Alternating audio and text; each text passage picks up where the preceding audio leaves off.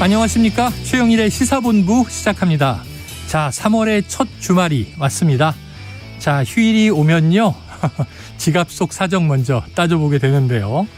거기에 따라서 휴일에 뭘 할지가 결정이 되죠. 자, 그래서 쉬기 전에 경제 상황을 한번 짚어보려고 합니다. 12개월 연속 무역 적자, 25년 만의 일이라고 합니다. 자, 지난달 수출액을 보면요. 전년 동기 대비 7.5%가 빠졌고요. 가장 큰 이유는 역시 반도체 수출 부진입니다. 지난달 반도체 수출은 전년 동기 대비 42.5%가 줄었습니다. 자, 수입은 늘고 수출은 줄고 적자일 수밖에 없는 거죠. 자, 우리 가게도 마찬가지죠. 들어오는 돈은 줄고 나갈 돈만 많아지면 피폐해지는 게 당연합니다. 자, 부동산 관련해서는요. 이 미분양 물량이 늘어나고 있어요. 이 주거지, 주택 보유 여부 등 규제를 다 풀었습니다. 주택담보대출 비율도 높였고요. 하지만 하락세의 끝을 모르는 상황에서 이 빚을 내서 집을 살리는 만무해 보입니다. 자, 옛날 저희 부모님 시절에는 이 봄이 오면 집집마다 춘궁기 걱정이 많았습니다. 4월, 5월 이 식량이 떨어지는 보릿고개였던 건데요. 자, 올봄 이 경제 보릿고개가 걱정됩니다. 그것도 21세기 첨단 시대에 말이죠. 자, 미국은 반도체 보조금 정책을 내면서 공짜 점심은 없다. 초과 이익은 환수하겠다. 또 중국과 거래를 금한다. 이런 여러 가지 압박을 또 세게 내놓고 있습니다. 정신을 좀 바짝 차려야 하는 이른 봄입니다. 최영일의 시사본부 출발합니다. 네, 1부에서는요. 오늘의 핵심 뉴스를 한입에 정리해드리는 한입뉴스 기다리고 있고요.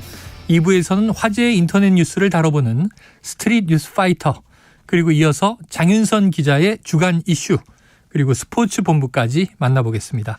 자, 1부 마지막에 신청곡을 들려드리고 있습니다. 디저트송.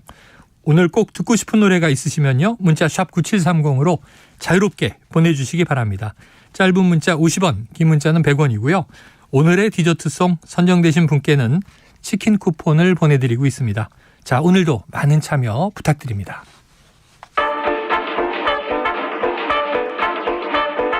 최영일의 시사본부 한입뉴스. 네, 금요일의 핵심 뉴스를 한입에 정리해드립니다. 한입뉴스 박정호 오마이뉴스 기자, 임경빈 시사평론가 나오셨습니다. 어서 오세요. 안녕하십니까. 안녕하세요. 자, 지금 이재명 더불어민주당 대표 오늘 법정에 출석을 했는데요. 자, 어떤 혐의에 대한 재판인지, 또 이 대표 어떤 메시지를 내놨는지 궁금합니다. 박 기자님. 네, 오늘 이재명 대표가 한 10시 한 27분쯤 서울중앙지법의 모습을 드러냈는데요. 네. 그동안 검찰 수사를 받을 때 이 수사받기 전에, 청사에 들어가기 전에 입장을 내놨었습니다. 그렇죠. 오늘도 취재진들이 대기하고 있다가 여러 가지 질문들을 했는데요. 여기에 대해서는 답을 하지 않고 네. 바로 이 법정 안으로 들어갔습니다. 그러니까 이제 크게 이제 두 가지 혐의예요. 그러니까 민주당 대선 후보였던 그러니까 이 대표가 2021년 12월 방송 인터뷰 등에서 고 김문기 성남도시개발공사 개발 1처장에 대해서 시장 때는 알지 못했다. 이렇게 말을 한 거, 이게 검찰이 허위사실 공표다라고 혐의를 두고 있는 거고요. 네.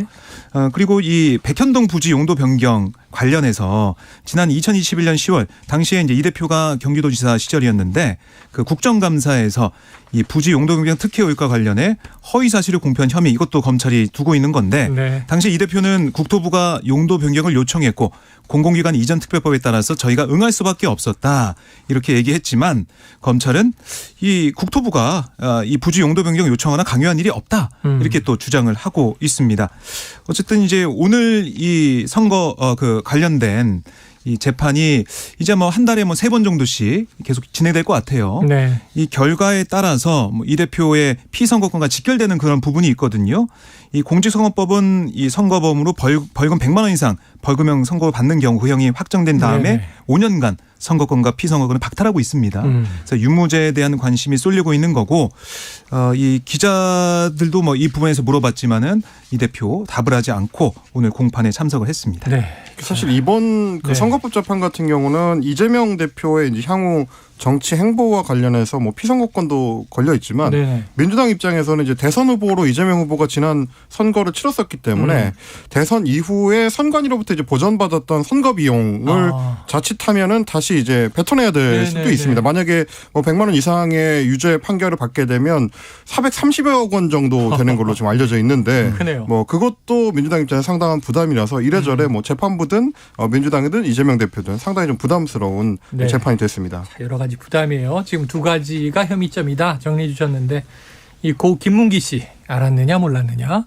하나는 이 국감장에서도 경기도지사 시절에 네. 국토부의 강한 압박을 받았다.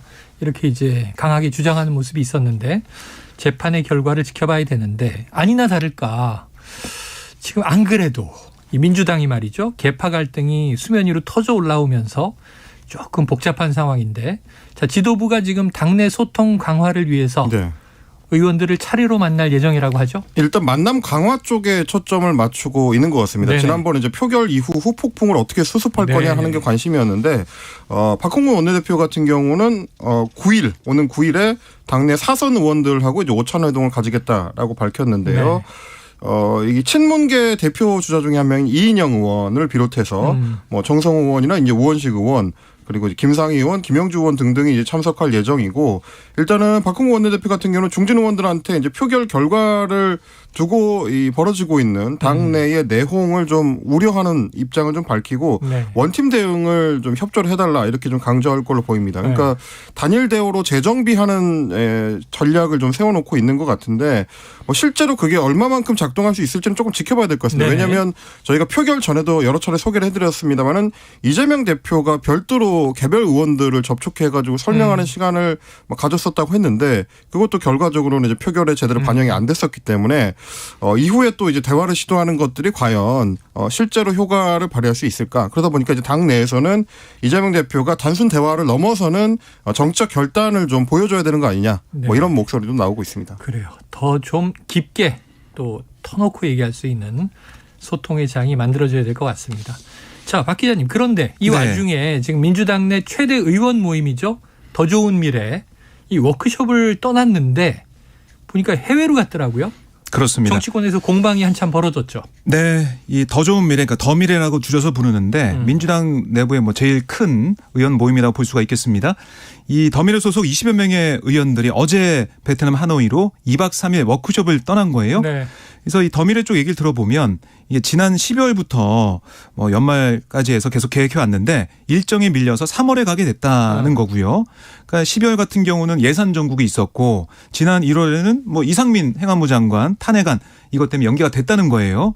그래서 통상 이 시기에 더 미래 이제 워크숍이 진행이 되어 왔고 또 해외로 늘 나갔었던 건데 시점이 결국에는 밀리다 못해서 3월까지 온 거라는 거고 궁극적으로 촌성 승리를 위한 그리고 당의 발전을 모색하기 위한 워크숍이다 이렇게 강조를 했습니다. 네. 또 워크숍 비용도 이게 모임 운영비가 아니라 뭐 사비를 객출했다 이렇게 얘기를 했고 또 강훈식 이 더미래 대표도 입장문을 통해서 뭐라고 했냐면 계속해서 연기하다가 이렇게 진행한 거고 그러면서도 워크숍 상세 일정은 비공개다 이렇게 얘기를 하더라고요. 네. 하지만 지금 이게 좀 논란이 된 부분이 바로 시점 부분이 있겠습니다. 왜냐하면 3월 1일부터 3월 임시국회 열렸잖아요. 근데 이 임시국회 열리는 과정에서 3월 1일이 3일절인데 이 휴일에 이 국회를 열 수가 있는 거냐라는 지적부터 나왔었고 며칠 좀 있다가 3월 6일, 3월 13일 이때 열면 안 내겠느냐 국민의힘의 이런 주장도 있었죠. 이렇게 민생 때문에 빨리 열자고 했는데도 불구하고 당내 의원들이 이렇게 해외로 우르르. 뭐 사실은 뭐 출장으로 볼 수도 있겠지만 당내 모임의 워크숍이기 때문에 이게 국회 일정에 우선해서 볼 수가 있느냐 이런 지적을 하는 거고요. 결국 일하는 국회라는 명분을 앞세워서 국회 열었는데 이게 대국민 사기 아니냐. 이런 국민의힘의 지적도 나오고 있는 상황입니다. 네. 그러니까 이렇게 비판 목소리가 커지자 당 지도부가 좀 진화에 나서는 모습인데요. 박홍근 원내대표는 국민의힘과 상임위 또 본회의 관련 의사일정을 잡아보려고 하고 있는데 일정에 전혀 협조를 하지 않고 있었다라는 얘기. 뭐 오늘 일정에 합의는 했지만 어제까지만 해도 일정이 합의 안 됐었다는 거고요. 또 이 더미래 의원들이 오래전부터 또 연례적으로 했던 워크숍인데 그나마 틈이 좀 이번밖에 안 났기 때문에 이 더미래의 이런 설명을 듣고 그렇다면 알겠다라고 했다는 게 박홍근 원내대표의 설명이었습니다. 네. 사실 어떤 설명을 해도 좀 옹색할 수밖에 없다라고 생각이 준 거 아닌가 싶어요. 그렇습니다. 이제 일단 기본적으로 워크숍을 굳이 이제 베트남으로 가서 해야 되느냐라는 거예요. 뭐 강원시 의원의 설명도 뭐 내년 총선이나 뭐 원내 전략이나 이런 것들을 고민하기 위해서 워크숍을 간다라고 했으면 사실은 최대한 시간을 많이 아껴가지고 진지한 대화나 토론이 오갈 수 있는 시간을 확보하는 게 중요할 텐데. 네. 뭐 지금 알려지는 걸로는 2박 3일 내지는 뭐 3박 4일 정도 일정이 그렇게 길지 않은데 베트남이라고 하면 가는 대화로 오는 대화로잖아요. 그러면 원하는 만큼의 충분한 시간을 써서 토론이 이루어질 수 있을까라는 생각이고 지금 말씀하셨던 것처럼 임시국회가 지금 열려있는 상태인데 굳이 이때 가야 되느냐. 그리고 굳이 가야 한다면 주말을 이용해서 뭐 국내에 워크숍 할 수 있는 좋은 공간들이 많거든요. 많죠. 그런 데로 가도 되는 건데 왜 베트남이냐에 대해서는 설명이 좀 옹색하다 뭐 이런 생각이 좀 들어서요. 네. 의원들이 지금 국민들의 눈을 좀 의식하고 때에 맞춰서 이제 행동하는 거를 좀 조심을 했으면 좋겠다라는 생각이 좀 듭니다. 자, 우리 임평론가가 항상 강조하는 게 TPO입니다. TPO. 타이밍과 그리고 그 위치와 상황. 그렇습니다. 자, 다음 이슈로 가봅니다. 3월 3일 오늘입니다. 흔히 그냥 삼겹살 데이 이렇게 얘기해서 저녁에 고기 구워 먹어야지 이런 분들 많으신데 오늘이 공식적으로는 납세자의 날입니다. 자, 윤석열 대통령, 이 박정희 대통령 이후 처음으로 납세자의 날 기념식에 참석을 했네요. 그렇습니다. 현직 대통령의 납세자의 날 행사 참여가 1970년 이후 53년 만이에요. 그만큼 뭐 윤 대통령의 이 목소리에 그다음에 이 참석에 담긴 의미 지금 너무나 이제 어려운 경제 여건에서 성실하게 납세 의무를 이행하는 그런 국민들에게 감사를 전하기에 이 납세자의 날 기념식에 참석했다 이런 설명이 나오고 있습니다. 그래서 오늘 이 발언도 이제 주목이 되는데요. 축사를 통해 윤 대통령이 이렇게 얘기했습니다. 과거의 부동산 세제와 같이 정치와 이념에 사로잡혀서 무리한 과세로 국민을 힘들게 하고 또 재산권을 과도하게 침해하지 않겠다. 이렇게 밝혔다는 거예요. 결국에는 뭐 직접적으로 거론하지 않았지만 전임 이제 문재인 정권의 이제 증세 기조라고 할까요? 부동산 관련 뭐 세금도 많이 거치는 상황이었으니까 그런 기조를 비판한 발언을 해석이 되는 그런 상황입니다. 아울러 뭐 이의 신청, 심사 청구, 심판 청구 같은 조세 불복 절차 이건 국민의 권리 구제를 위해서 신속히 처리하겠다. 또 헌법이 보장하는 이 조세 법률주의가 형식적이 아니라 실질적으로 구현되도록 하겠다. 이렇게도 메시지를 통해서 강조를 했습니다. 네, 자 세수, 이 세수가 정말 납세를 꼬박꼬박하는 국민들 덕에 정부가 비용을 쓰고 돌아가는 건데요. 자, 근데 관련해서 뭐 경제 이슈가 또 안 나오기도 힘듭니다. 윤 대통령이 최근에 노조 관련해서 각을 세워온 만큼 관련 메시지도 나왔다면서요. 그렇습니다. 뭐 윤 대통령의 메시지 중에 이런 내용이 있었는데요. 공익 목적을 벗어나 불법을 일삼거나 국익을 해치는 정치 집단화된 단체에는 국민의 혈세를 쓰지 않을 것이다. 이건 아마도 이제 공익 목적을 벗어나서 불법을 일삼거나 국익을 해치는 정치 집단화된 단체, 곧 노조를 의미하는 게 아니겠느냐라는 건데요. 국민이 내는 세금이 아깝지 않은 나라, 납세가 자랑스러운 나라를 위해 최선을 다하겠다라고 한 걸 봐서는 그동안 이제 대통령이 여러 차례 공매회를 통해서 강조해왔던 소위 이제 국민 혈세가 지원금으로 투입된 노조가 제대로 이제 회계 자료를 제출하지 않고 있다라고 했었던 비판의 연장선으로 좀 보입니다. 그래서 이제 고용부에서도 이제 지난달부터 고용 노동 분야 비영리 민간단체 보조금 사업에 대해서 전수 점검을 진행하고 있는데 이런 맥락에서 아마 대통령도 오늘 관련 메시지를 낸 걸로 보입니다. 다만 이제 뭐 노조 쪽에서 계속 지금 반박하고 있는 내용을 뭐 대통령이나 대통령실에서도 좀 정확하게 그 의미 전달할 필요가 있을 것 같은데요. 뭐 지원금 국가에서 투입된 1,500억 원 이상의 정부 지원금이라는 게 이 노조에서 봤을 때는 정확한 액수도 아니고 개념도 아니다라는 겁니다. 그러니까 한국노총에서 주로 받고 있는 정부 지원금이라는 게 대부분 정부 지원 사업을 이제 대행하는 거에 따른 이제 지원금이고 실제 액수가 한 40여억 원 정도다. 지난해 받았던 액수가. 그렇기 때문에 이 1,500억 원의 이 정부 지원금이 투입됐다는 게 좀 모호한 개념이라는 게 지금 이제 노조의 설명이고요. 이게 물론 이제 노조 조합비를 내게 되면 그 중에 일부를 환급해 주는 제도가 있기 때문에 그거를 이거를 뭐 정부 지원금이라고 주장할 수는 있겠습니다만 엄밀히 따지면 그건 이제 지원금이라고 보기는 좀 어려운 거라서 개념화가 좀 명확하게 될 필요가 있다. 그래서 노조에서는 조합비하고 지원금하고를 갈라서 봐야 되는데 지금 정부가 이 개념을 섞어서 쓰면서 노조를 공격하는 데 좀 치중하고 있다라는 주장을 내놓고 있는 상황입니다. 네, 자, 납세자의 날에 또 노조의 회계와 관련된 공방이 벌어지고 있군요. 자, 한편 엊그제 지금 3.1절에 윤석열 대통령의 3.1절 기념사 이게 좀 굉장히 논란이 있었는데 지금 여진이 계속되는 것 같습니다. 야당 비판이 이어지고 있죠. 그렇습니다. 야당에서는 매일 비판이 나오고 있는데요. 오늘은 이재명 민주당 대표가 당 최고위원 회의에서 이렇게 얘기했습니다. 지금도 독도를 자기 땅이라고 우기고 침략을 반성하지 않고 있는 일본이다. 그런 일본의 잘못을 합리화하고 더 협력하자고 구걸하는 거. 그러니까 학교폭력 피해자가 가해자에게 머리를 조아리는 것과 같다. 이렇게 작심 비판을 했고요. 또 이제 정부와 여당의 이런 대일 저자세와 굴종을 지켜보면 이 정권이 과연 어느 나라의 이익을 우선하는지 의심스럽다. 오죽하면 이번에도 천공이 시키더냐 이런 세간의 비판까지 나온다. 그러니까 한일 관계 정상의 출발점 이건 가해자인 일본의 반성과 사죄다 이렇게 강조를 했습니다. 네. 자, 이 대통령실에서는요. 정치적 이익을 위해서 반일 감정을 이용하는 세력이 있다 이런 지적을 내놨군요. 그렇습니다. 어제 이제 대통령실 관계자가 기자들하고 만난 자리에서 그런 얘기를 한 건데요. 반일 감정 혹은 뭐 혐한 감정을 이용해서 정치적 반사 이익을 얻으려고 하는 세력이 있다 이렇게 주장을 했습니다.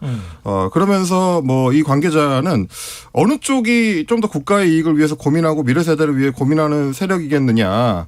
이렇게 얘기를 하면서 어제의 연설의 핵심은 안보와 경제 위기 극복을 위해서는 한일 간의 협력이 매우 중요하다는 것이라고 이제 네. 답을 하면서 양국 국민들은 과거보다는 미래를 보고 가는 게 바람직하지 않느냐.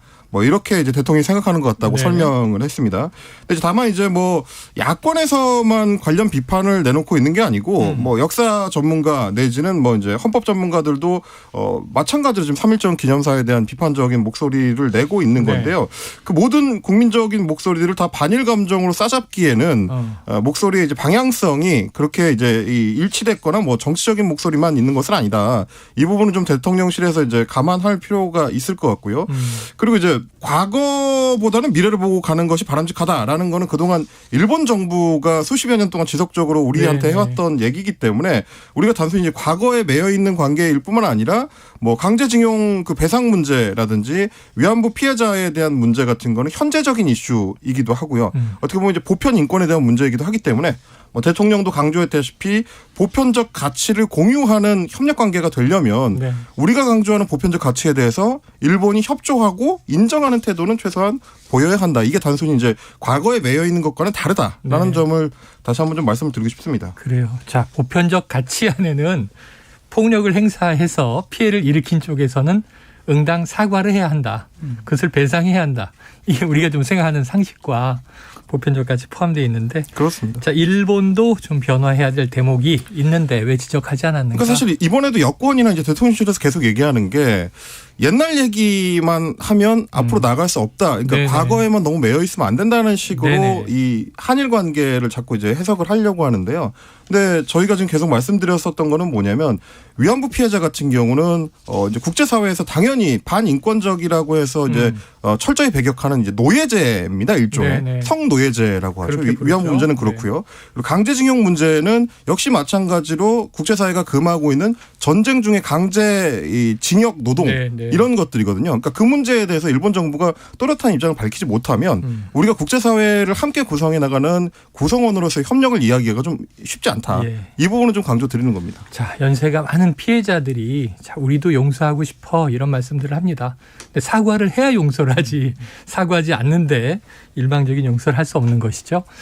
자, 지금 금요일 점심시간입니다. 12시 39분이 됐는데요. 점심시간 교통 상황을 알아보고 이슈들을 이어가도록 하겠습니다. 교통정보센터의 이승미 리포터 나와주세요.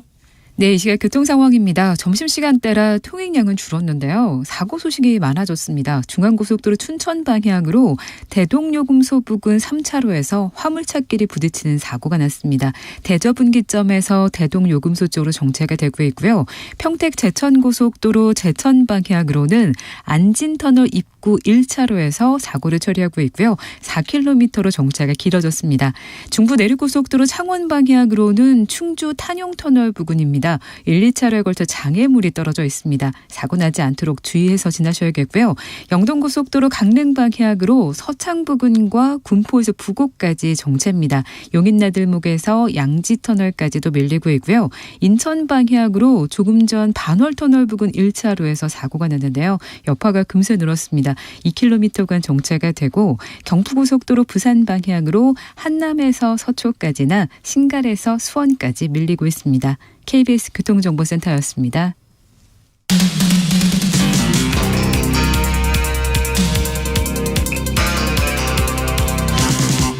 최영일의 시사본부. 네, 다음 이슈로 가봅니다. 이 민주당이요, 대장동 50억 클럽에 대한 특검법을 정의당과 이게 함께 할 줄 알았는데 지금 단독 발의하기로 했다. 이유가 있습니까? 네, 그러니까 정의당과의 논의를 거쳤다고 들었는데요. 네. 이게 확실히 똑같이 내용이 같게 가진 않았다 이렇게 볼 수가 있겠고요. 그리고 이제 정의당과는 계속 협의를 하겠다 이렇게 여지를 남겨놨어요. 네네. 그래서 민주당도 이 대장동 50억 클럽 관련해 가지고 이렇게 법안을 발의할 만큼 신경 쓰고 있고 이렇게 우리가 주도해 나가기 의지를 갖고 있다 이렇게 얘기를 하면서 오늘 법안을 오전에 제출했는데 결국에는 정의당과 공감을 하고 있기 때문에 이 부분은 같이 갈 수밖에 없지 않을까 이런 생각이 듭니다. 그리고 이제 민주당이 오늘 낸 발의안을 보니까 특검 추천에 대해서 대통령이 소속되지 않는 교섭단체가 특검 후보를 2명 추천해서 대통령이 그중 1명을 임명하는 방식을 채택하고 있는데요. 네. 그러니까 교섭단체라는 이 어떻게 보면 조건을 뒀기 때문에 대통령이 소속되지 않는 교섭단체 민주당밖에 없는 상황이라서 하지만 정의당이 낸 발의안을 보면은 비교섭단체가 추천하게 돼 있지 않습니까? 이런 차이점이 좀 있는 것 같아요. 어떻게 논의할지 좀 봐야 될 것 같고 어쨌든 오늘 박홍근 원내대표가 얘기했던 부분은 뭐냐면 윤석열 이 정부의 검찰 마지못해서 항소한 거 아니냐. 그걸 그대로 검찰 수사를 계속 볼 수가 없는 상황이고 이 재판 과정에서도 이게 제대로 드러날 수가 없다. 그걸 볼 때 이제는 검찰 수사반은 특검을 통해서 더 공정하고 형평성 있게 수사하는 게 맞다라고 판단을 했다는 거고요. 정의당과의 협의를 지속하겠다고 했으니까 이 부분이 좀 어떻게 결실을 맺을지 좀 주목이 됩니다. 네, 마지못해 항소했다. 이 대목은 이제 곽상도 전 의원의 그렇습니다. 뇌물 예. 혐의와 관련된 1심 무죄 이 대목이겠죠. 자, 요즘에 민주당 정의당의 관계가 묘한 게 노란봉투법은 정의당이 추진한 건데 환노위에서 함께 처리했고 그리고 또 최근에 이제 이재명 대표에 대한 표결을 보면 정의당은 찬성 쪽에 가표를 주로 던졌고요. 그죠? 네. 이건 지금 정의당이 50억 클럽 특검은 하겠다는 건데 민주당이 단독 발의하고. 자, 이 와중에 박홍근 원내대표가 어제 속보로 전해드렸습니다. 이 김건희 여사가 운영한 전시기획사 코바나 컨텐츠의 대기업 협찬 의혹을 검찰이 무혐의로 처분한 것, 요거 비판했다면서요. 그렇습니다. 박홍근 원내대표가 이렇게 얘기를 했습니다. 제대로 된 수사 없이 서면 조사로 면죄부를 내어준 것이다라고 했는데 어제 이제 검찰에서 밝힌 바에 따르면 김건희 여사에 대해서는 2차례 서면 조사만 했고요. 네. 별도 소환 조사는 이제 하지 않은 걸로 그리고 이제 휴대전화 포렌식이라든지 이런 이제 강제 수사는 또 이제 하지 않은 걸로 밝혀졌기 때문에 그 부분은 좀 지적을 하는 겁니다. 그래서 야당 대표는 없는 죄도 만들어서 제3자 뇌물죄 혐의를 들이밀기 바빴지만 김 여사에 대해서는 2년 반 동안 시간 끌기만 해왔다라고 지적을 했습니다. 박홍근 원내대표뿐만 아니라 이제 민주당 의원들이 공통적으로 얘기하는 것 중에 하나가 이재명 대표의 성남FC 관련 제3자 뇌물 혐의 이거랑 이제 비교를 하는 겁니다. 이게 왜 그러냐면 이제 어제 무혐의 처분된 사안들이 윤석열 대통령이 서울중앙지검장이었던 시절 그리고 검찰총장으로 지명을 받았던 시기에 있었던 그 전시들 코바나 콘텐츠가 기획했던 전시들에 대해서 대기업들이 이제 후원을 했는데요. 그 후원의 시기가 어떻게 보면 특정 대기업 같은 경우는 서울중앙지검에 사건이 걸려 있었다고 하면 이거는 대가성이 있는 혹은 의도가 있는 후원으로 봐야 되는 거 아니냐. 그래서 이제 배우자를 통해서 일종의 제3자 뇌물을 주려고 한 것 아니냐라고 또 주장을 하는 겁니다. 그러니까 성남FC 건이 제3자 뇌물죄라면 코바나 콘텐츠 건도 마찬가지로 제3자 뇌물죄가 되어야 되는 거 아니냐. 형평성에 문제가 있다라는 게 지금 이제 민주당의 주장입니다.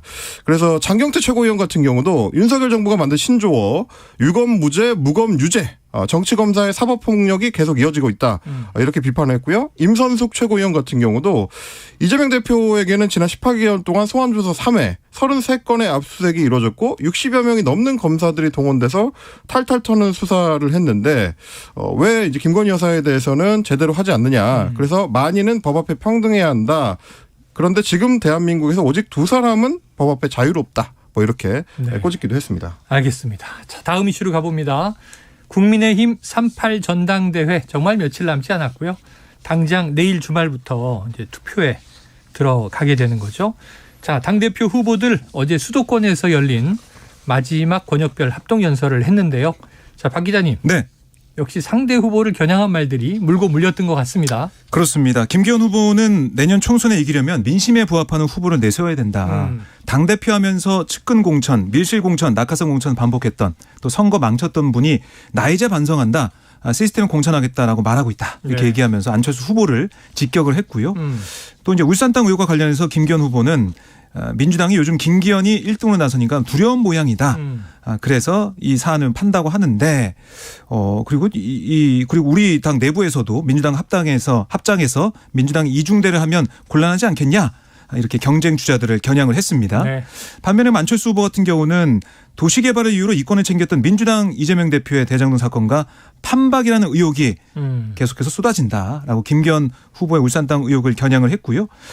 또 이 대통령께서 결단해서 정순신 변호사 사퇴시켰지 않냐. 그렇다면 우리도 비리 의혹이 있는 후보를 뽑지 않아야 된다라고 또 김기현 후보를 겨냥을 했습니다. 네. 뭐 천하람 후보도 이 김기현 후보가 윤핵관표 공천 낙하산 공천으로 공천 파동을 일으켜서 막판에 또 우리가 잘못했습니다. 이렇게 피켓 들고 큰절하면 그때도 함께 할 거냐라고 뭐 이른바 윤핵관들 겨냥하는 모습 보였고요. 황교안 후보도 김 후보가 대표가 되면 권력형 토건 비리 땅 투기 의혹에 대해 민주당이 공격을 할 거고 여기에 못 이겨서 중간에 비대위가 탄생할 거다. 김 후보는 당장 사퇴하라 이렇게 또 주장을 했습니다. 네. 자, 얽히고 설킵니다. 그런데 김기현 캠프 쪽에서요, 이 황교안 후보, 안철수 후보, 지금 어찌 보면 경쟁자인데, 자, 허위사실 유포의한 명예훼손 혐의로 수사를 의뢰했다고 하는 건데, 근데 이게 좀 확대된 것 같아요. 민주당 쪽에 양이원영 의원, 그리고 황운하 의원까지도 포함된 것 같은데, 이제 여당, 야당 다 걸리네요. 그렇습니다. 이제 고발한다 얘기만 있었는데 닷새 전당대회를 남겨두고 정식으로 이제 수사 의뢰를 했다고 합니다. 네. 김기현 후보 쪽 관계자에 따르면 이제 울산 땅 투기 의혹과 관련해 가지고 국수본 국가수사본부 저희가 이제 익숙하게 된 경찰청의 그 국수본에 수사 의뢰를 했다고 합니다. 오늘 오후 2시에 이제 경찰청을 찾아갈 예정인데 김 후보의 1,800배 시세 차익 의혹 이거는 이제 2021년에 양이원영 민주당 의원이 제기했던 의혹의 이제 타이틀입니다. 그래서 이 의혹에 대해서 이제 수사 의뢰를 하겠다고 하는 거고요. 수사 대상은 김기현 후보 본인 그리고 경쟁자인 안철수, 황교안 후보 그리고 민주당의 황운하, 양이원영 의원 이렇게 돼 있습니다. 그러니까 관련자들 이 사안에 대해서 이제 발언을 했었던 사람들을 다 이제 묶어서 이제 수사 의뢰를 하게 된 셈인데 문제는 뭐 말씀드렸다시피 이제 전당대회까지 앞으로 닷새밖에 안 남았기 때문에 뭐 결과가 나오는 거는 당연히 이제 불가능한 상황이고 그렇죠. 그리고 저희도 몇 차례 말씀드렸습니다만 이 사안 자체가 워낙에 좀 오래된 사안이에요. 이제 토지의 거래가 있었던 거는 1998년이고 이 토지를 지나도록 그 도로 계획이 변경된 것도 2006년 7년경이기 때문에 상당히 좀 시일이 지난 사안이라 과연 뭐 경찰 수사를 통해서 어느 정도까지 사안의 내용을 밝혀낼 수 있을지 그거는 좀 지켜봐야 될 것 같습니다. 알겠습니다. 이게 정치적인 제스처인지 아니면 뭔가 또 수사를 하다가 나오게 될지 어느 쪽이 유불리한지는 지켜봐야 될 텐데 자, 보니까 이게 오늘 아니고 어제 오후 2시경에 수사 의뢰서가 제출이 됐네요. 자, 이 오전에 안철수 후보 또 이준석 전 대표 기자회견을 가졌다고 하는데 박 기자님 어떤 메시지들을 냈습니까? 뭐 안철수 후보 같은 경우는 1년 전 오늘을 상기시켰습니다. 그래요. 바로 윤석열 당시 대통령 후보와 단일화한 날이죠. 아, 그래요? 네, 기억하시겠지만은 지난해 3월 2일 밤에 토론회 끝난 다음에 이 강남의 모처에서 윤석열 대통령 후보 측에서는 장제원 의원, 그다음에 안철수 후보 측에서는 이태규 의원이 그 다리를 나서 3월 3일 새벽에 막 이제 보도들이 나왔겠군요. 네, 그때 단일화해서 그날 아침에 단일화 선언했습니다. 그래서 4일이 이게 사실 투표가 시작되는 그날이었기 때문에 네네. 어떻게 보면은 그 바로 앞두고 단일화해서 대선에서 승리했다. 이걸 안철수 후보가 상기를 시켰어요. 그러면서 한 말이 그렇게 단일화 희망했던 분들이 1년도 안 돼 언제 받느냐. 저의 과거 발언을 트집 잡고 정체성이 어떻네 하면서 흑생선전을 벌일 때 참담한 심정이었다. 네. 정치가 아무리 냉혹하고 비정하다고 하더라도 어떻게 이렇게 조변석게 할 수 있는지 그분들한테 도대체 정의 또 정치란 신의도 도의도 없는 것인가 묻고 싶다. 이렇게 답답함을 토로했고요. 윤석열 정부의 성공은 단일화가 옳았음을 국민으로부터 인정받는 것이기 때문에 윤석열 정부의 성공을 위해 최선을 다할 거다. 네. 안철수의 정치적 미래는 윤석열 정부의 성공 없이 없다. 이게 안철수의 진심이다라면서 지지를 호소를 했습니다. 네. 그리고 이준석 전 대표도 사실 이제 내일부터 투표가 시작되지 않습니까? 그렇죠. 그래서 그 앞두고 지지 호소하는 기자회견이 열었는데 특히 소설 우리들의 일그러진 영웅을 빗대가지고 지금 상황을 설명을 했습니다. 그래서 소설에 보면은 엄석대 단장의 반장이죠. 권력을 유지하기 위해서 여기에 저항하는 전학생 한병태 사실 집단 괴롭힘을 벌이는 모습이 나오지 않습니까? 네. 그리고 여기에 대해서 엄석대를 추종하면서 한병태를 괴롭히는 그 무리의 학생들 모습도 나오는데 그런데 이게 담임 선생님이 바뀐 다음에 권력이 그렇죠. 교체가 되면서 이 엄석대를 따르던 학생들이 오히려 엄석대를 고발하면서 그렇죠. 떠나는 모습.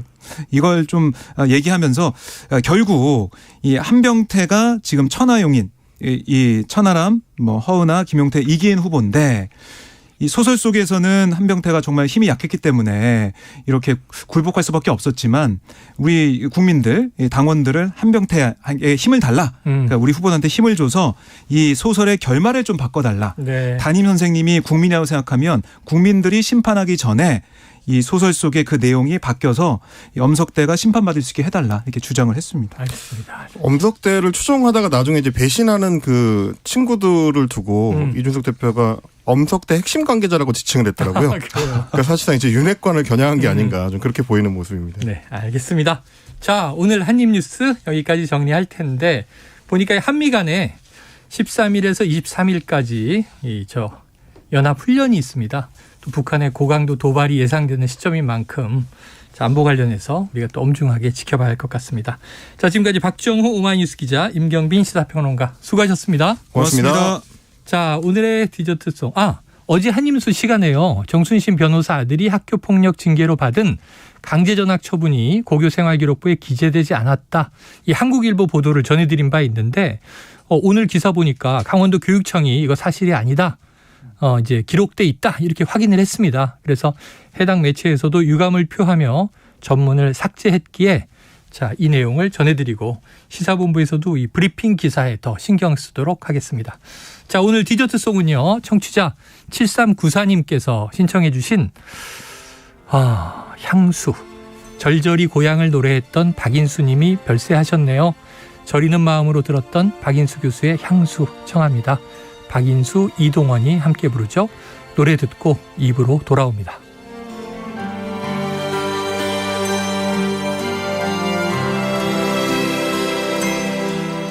넓은 벌동 쪽 끝으로 옛 이야기 지줄대는 실개천이 휘돌아 나가고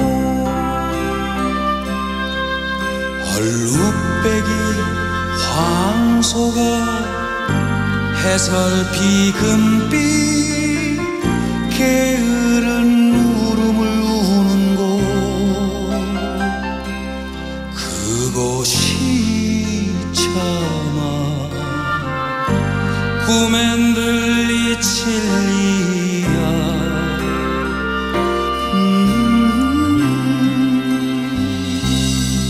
지가로에 채가 식어지면 빈 밭에 밤바람 소리 말을 달리고 얇은 졸음에 겨운 늙으신 아버지가 지평에를 보다 거이시는 곳 그것이 차마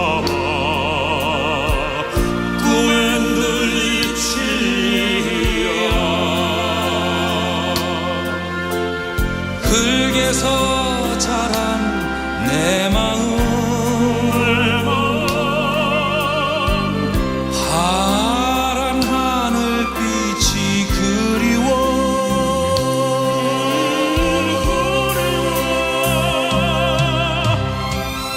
함부로써 화살을 찾으라 불서비스레 함초롱 희작시던가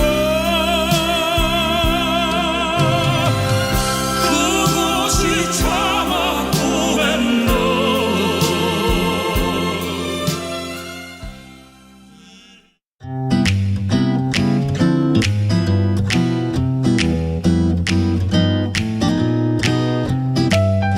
안녕하세요. 바른말 고운말입니다. KBS 1텔레비전에서 방송되고 있는 우리말 겨루기에서 나왔던 문제를 짚어보겠습니다. 오늘은 제시되는 4개의 표현 중에서 틀린 것을 찾아서 바르게 고쳐보시기 바랍니다. 문제 드립니다. 달배기, 짝재기, 생채기, 풋내기 중에서 틀린 것은 어느 것이고 그것을 바르게 고쳤으면 어떻게 될까요? 출연자의 답을 보면 짝재기가 잘못된 표현이고 이것을 바르게 고치면 소리나는 대로 쓴 짝짝이와 앞에 두 음절을 모두 짝으로 쓴 짝짝이가 있었는데요. 짝재기가 잘못된 것은 맞고요. 바르게 고치면 뒤에 말씀드린 짝짝이가 맞습니다. 짝짝이는 서로 짝이 아닌 것끼리 합해서 이루어진 한 벌인데요. 양말을 짝짝이로 신었다라고 하면 짝이 안 맞는 양말을 신었다는 뜻이겠죠. 참고로 문제에 나왔던 달배기는 낳은 지 1년도 채 안 된 자식을 뜻합니다. 여기서 배기는 그 나이를 먹은 아이의 뜻을 더하는 전미사고요. 한 살 배기라고 하면 한 살 된 아이를 뜻하니까 한 살도 채 되지 않은 아이는 달배기라고 합니다. 또 생채기는 손톱 따위로 핥히거나 긁히어서 생긴 작은 상처고요. 상처에서 유추해서 나온 상채기는 비표준어입니다. 자, 마지막으로 풋내기는 경험이 없어서 일에 서투른 사람을 말하는데 이 경우에 풋내기가 표준어고요. 풋나기는 표준어가 아닙니다. 바른말 고운말 아나운서 변희영이었습니다.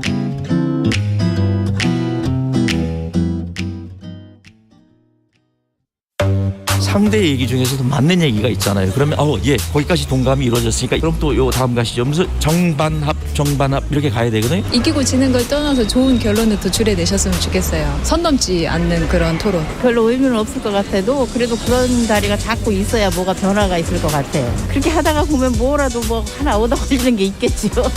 시민논객 여러분을 기다립니다. 평일 저녁 7시 20분 KBS 열린 토론.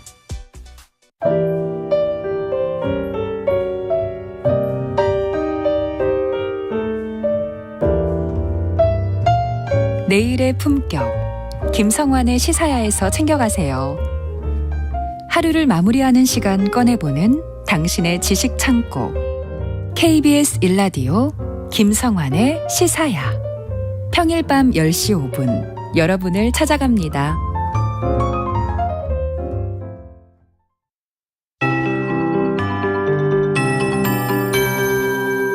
KBS 58분 날씨. 오늘 낮부터는 봄을 느낄 수 있겠습니다. 지금 맑은 하늘에서 비치는 볕은 따뜻하고요. 온화한 서풍이 불어오면서 기온이 빠르게 오르고 있습니다. 한낮에는 서울 11도, 대전 13도, 광주 14도, 대구 16도 등으로 어제보다 3도에서 8도 정도 높겠습니다. 내일은 오늘보다 기온이 더 오를 전망이고요. 당분간 예년 이맘때보다 기온이 높아서 3월 말에서 4월 초에 해당하는 기온을 보이며 포근할 것으로 예상되는데요.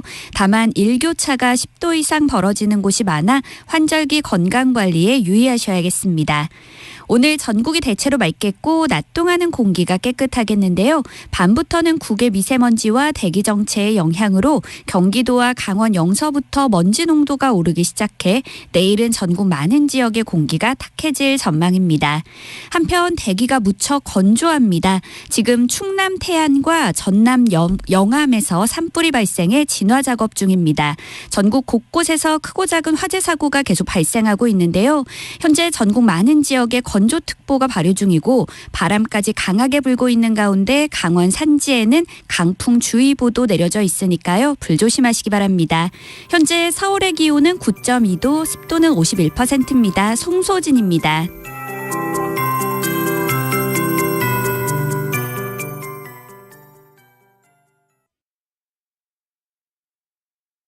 정성을 다하는 국민의 방송 KBS가 한시를 알려드립니다. AM 711kHz, FM 97.3MHz, KBS 1라디오입니다. HLKA.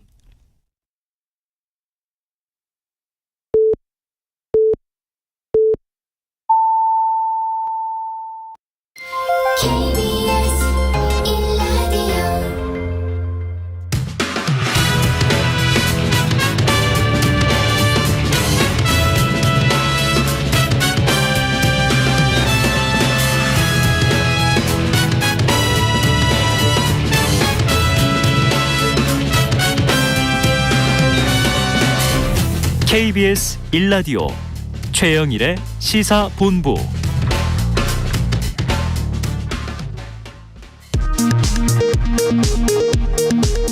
이 시각 라디오 정보센터 뉴스입니다. 지난 대선 경선 과정에서 허위 발언을 한 혐의로 재판에 넘겨진 이재명 더불어민주당 대표가 오늘 처음으로 법원에 출석했습니다. 한미 군당국은 연합 방위태세 확립을 위해 3월 13일부터 23일까지 자유의 방패 연습을 시행한다고 밝혔습니다. 북한 도발 가능성에 대비해 대북 감시 경계태세를 격상 강화한 가운데 훈련을 시행할 것으로 알려졌습니다. 오늘 오전 11시 26분쯤 경남 진주시 서북서 방향 16km 지역에서 규모 3.0의 지진이 발생했습니다. 경남 소방본부는 접수된 지진 피해는 없지만 진동을 느꼈다는 신고가 20여 건 들어왔다고 밝혔습니다. 코로나19 유행이 잦아들면서 방역당국은 확진자 7일 격리 의무를 조정하고 마스크 착용 의무를 전면 해제하는 등의 논의를 시작하겠다고 밝혔습니다. 지금까지 라디오 정보센터 조진주였습니다.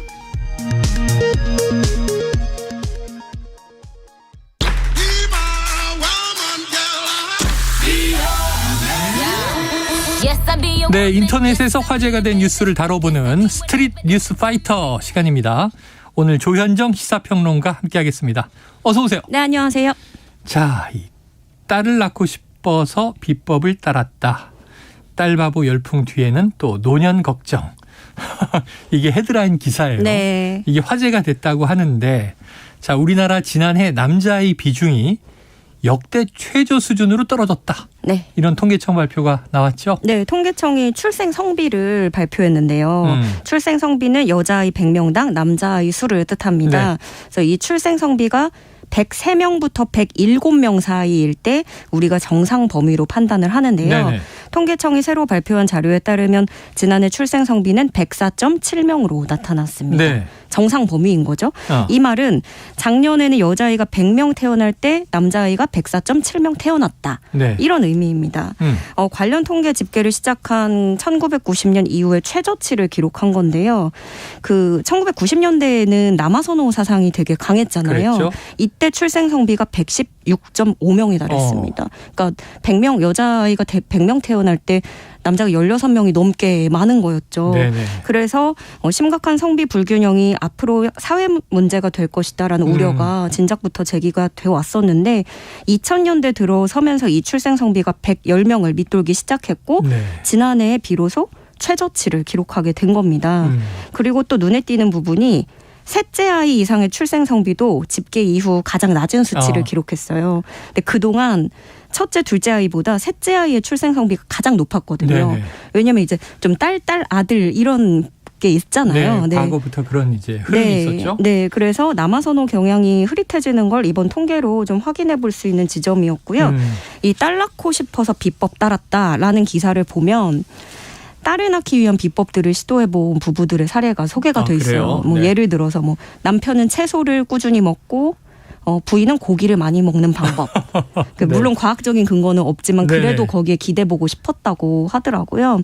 그래서 이 부부는 주변에서 딸 둘은 금메달, 딸 아들은 은메달, 아들 둘은 꼴찌다라고 해서 예, 속상할 때가 많았다. 이런 이야기를 했어요. 근데 저도 주변에 보면은 첫 아이가 아들이면 둘째 출산을 좀 포기하는 경우가 생각보다 많고, 그래요. 네, 그 둘째도 아들이라고 병원에서 그래서 울기도 하고, 예, 근데 이게 그냥 체감만이 아니라 실제 인구보건복지협회에서도 그렇게 분석을 하더라고요. 네. 예, 실제 있는 일이라고. 그래요. 그런데 이렇게 변화된 분위기 뒤편에는 사실은 노년 걱정이 주를 이루는 것으로 파악이 됐다는 소식입니다. 이삼식 인구보건복지협회 회장은 자녀와 교감하는 가치를 중요하게 여기게 됐는데 이런 면에서 딸이 낫다고 보는 것 같다. 네. 경제적 가치에서 정서적 가치로 옮겨가고 있다. 이렇게 분석을 했고요. 또 지금 수명은 늘어났지만 사실 건강하게 온전하게 혼자서만 일상생활이 가능한 건강 수명은 짧기 때문에 결국에 노년에는 돌봄이 필요한데 네. 이 돌봄에 있어서 딸이 더 낫다고 판단하는 것으로 보인다. 네. 라고 설명을 했습니다. 요양원 측에서도 대부분 이제 연락이 닿는 자녀는 딸이다. 뭐 이런 말도 나오고 하니까요. 그래서 이런 소식이 전해지면서 여러 가지 반응들이 나오고 네네. 있는데 그런데 이런 기류에 또 진저리를 치는 분들도 있어요. 네. 바로 2030 여성입니다. 또 우리냐? 네, 그렇죠. 왜냐하면 이 80년대, 90년대 여아 낙태가 가장 많았던 시기잖아요. 네. 특히 저도 그 세대에 속하는 사람으로서 그래요.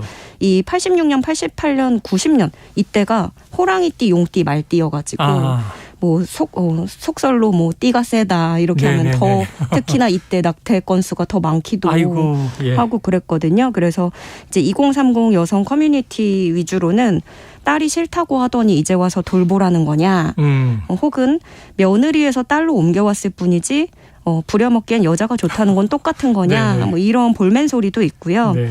근데 제가 너무 이제 통계를 얘기하다 보니까 아들을 기피한다 이렇게만 말씀을 드렸는데 제가 이런 말을 들었어요. 요즘은 돌아온 금메달이다 해가지고 아들이 또 각광을 받고 있는 부분은 어르신들 사이에서 그렇다고 하는데 네. 딸이 있으면 아무래도 손주 돌봄을 더 하는 경우가 있다 보니까 그래서 노년에 나는 손주 안 봐도 된다 하면서 네네. 어르신들 사이에서는 또 그렇다고 해요. 아무튼 뭐 이런저런 이야기들인데 사실 출생률 자체가 너무 적고 아이들 울음소리가 안 들리다 보니까 아들이든 딸이든 다 예쁘기도 하고 결국엔 또 다 잘 키우고 사랑하고 그렇게 지내시는 것 같습니다. 이것도 또 문제. 결국은 아들이나 손주를 낳으면 아유 손주 손녀 안 돌봐도 된다. 네. 그럼 며느리 집에서 돌본다는 얘기잖아요. 외갓집에서. 그 결국 딸 있는 집은 또 뭐 고생하는 것처럼 돼버리는데. 네. 자 이제 지금 출산율 이 정도면 딸 아들 뭐 구별할 때가 아니고. 맞습니다. 예전에는 뭐 아들 딸 구별 말고 뭐 둘만 낳아 잘 기르자. 저희 때 한참 그랬어요. 저희 때 3남매가 일반적이었거든요. 그러다가 이제는 뭐 한 자녀만 낳자. 이제는 또 많이 낳아야 하는 때인데 시대가 퍽퍽합니다. 자, 아들이든 딸이든 귀한 자녀들이죠. 맞습니다. 네. 자, 나중에 우리가 뭔가 기대하는 것보다는 정말 사랑으로 잘 키우고 친구처럼 이제 커가는 게 좋더라고요. 다음 이슈입니다. 자, 누군가 3.1절에 일장기를 내걸어서 난리가 났던 세종시의 이 한 아파트 소식 어제도 전해드렸습니다. 자, 이 아파트에서 일장기 논란 2라운드가 펼쳐지고 있다. 이건 네. 또 무슨 얘기입니까? 네. 이 제 2라운드는 다름 아닌 한 달 동안 태극기 걸기 운동입니다. 아파트 입주민들 사이에서 이 일장기의 항의와 반발의 차원에서 하나씩 태극기를 걸고 있고 네. 그걸 인증하면서 한 달 동안 걸겠다고 나서기 시작한 겁니다. 아하. 가장 처음 이 일을 시작한 분은 지역 커뮤니티에 글을 올리고 아이들에게 절대 안 되는 게 있다는 걸 가르쳐주고 싶다. 그냥 모른 척하고 싶지 않았다. 한 사람의 일탈이나 개인의 생각이 아니라 어떤 이유로도 옳지 않다는 걸 주부로서 엄마로서 보여줘야겠다라면서 본인이 태극기를 걸게 된 이유를 강조했습니다. 네. 이에 세종시 주민들도 줄줄이 태극기를 건 사진을 남기는 등 인증글을 또 남기고 있고요. 이렇게 해서 제2라운드가 시작이 된 건데요. 네네. 누리꾼들은 파이팅, 뜻깊은 한 달 되시기 바랍니다. 좋은 부모님 인정, 잘못된 건 알려줘야죠. 저도 동참합니다. 훌륭하십니다. 이렇게 종일 응원 댓글이 이어지고 있는 모습입니다. 네. 자, 이게 왜 안 되는 일인지 또 왜 이렇게 해야 되는지 우리가 한번 함께 차분하게 토론하는 그런 기회를 가져보면 좋을 것 같아요. 뭐 무조건 우리가 그냥 국수주의 같은 방식의 막연한 애국심이 아니라 우리 역사를 한번 좀 아이들과 토론하는 시간을 가져보면 좋을 것 같습니다. 다음 이슈로 가봅니다. 자, 인공지능 AI가 그림도 그리고 에세이도 쓰고 수많은 분야에서 활약하고 있는 그런 시대가 그냥 부쩍 다가왔습니다. 루마니아에서 세계 최초로 AI 챗봇이 총리의 고문을 맡았어요. 네. 가끔 뭐 고양이가 활약을 하거나 그러기도 하는데 네. 이번엔 인공지능입니다. 루마니아 현지 매체에 따르면 루마니아에서는 AI 챗봇 아이언을 총리실 소속 명예 고문으로 임명했습니다. 이 아이언은 루마니아 산학연구원들이 자체 개발한 AI 챗봇인데요. 네. 루마니아 정부는 공적 영역에서의 정보를 토대로 국민 의견을 발빠르게 파악하기 위해서 사용한다라고 밝혔습니다. 아이언은 어떤 일을 하냐면요. SNS에 올라온 게시글들을 쭉 훑어본 뒤에 여론 동향을 실시간으로 정리해서 총리실을 비롯한 국가 유관기관에 대화 형태로 이 내용들을 보고하는 역할을 담당합니다. 네. 물론 또 국민들은 이 아이언에게 정부에 직접 자신의 목소리를 낼 수도 있어요. 정부 웹사이트에 이 아이언과 대화할 수 있는 채팅창을 설치해 놨기 때문인데요.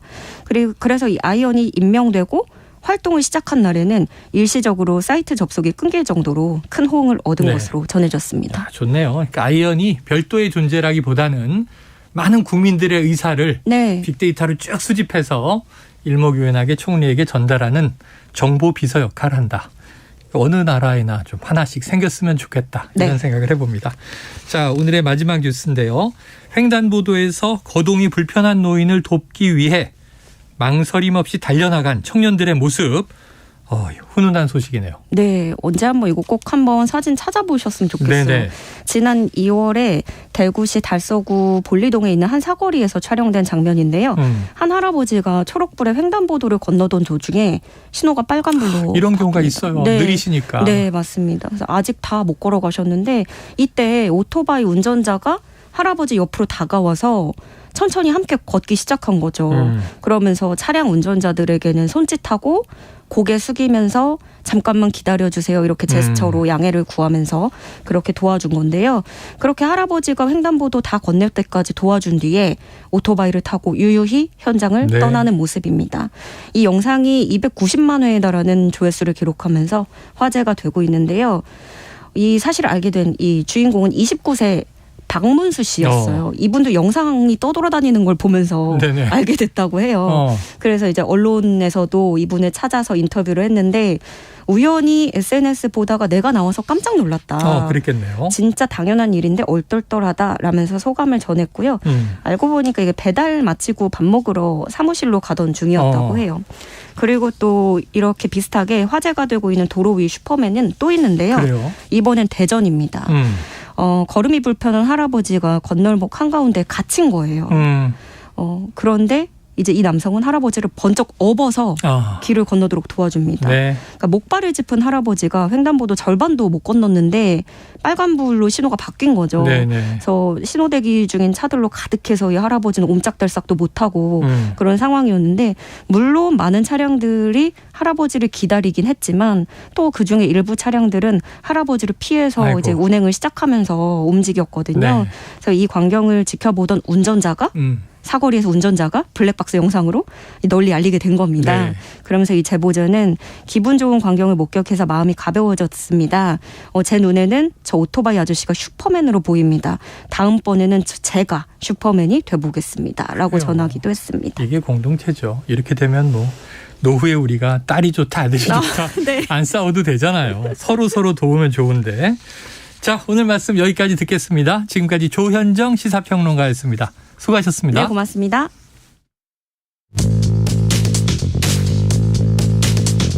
최영일의 시사본부는 여러분과 함께합니다. 짧은 문자 50원, 긴 문자 100원이 드는 샵 9730. 라디오 어플 콩과 유튜브는 무료로 참여하실 수 있습니다.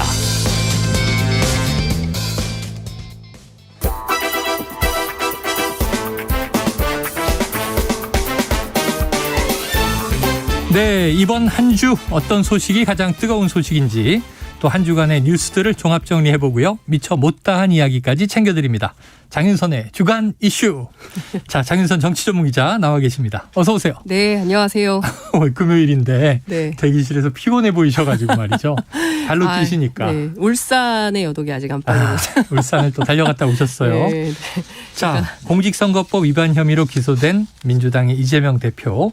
오늘 오전에 첫 공판에 피고인으로 출석했다. 저희가 일부에 이제 소식은 전해드렸는데요. 네네. 지난 3차례 소환 조사, 이건 검찰에 출석한 거고, 이때는 이제 입장문을 냈는데 네. 오늘은 별다른 입장 표명 없이 법원에 들어갔단 말이죠. 네. 대신 최고위원회의에서 정부 비판의 수위를 높였는데, 그리고 또 50억 클럽 특검법을 단독 발의했어요. 자, 어떻게 이런 정황을 좀 분석하면 좋을까요?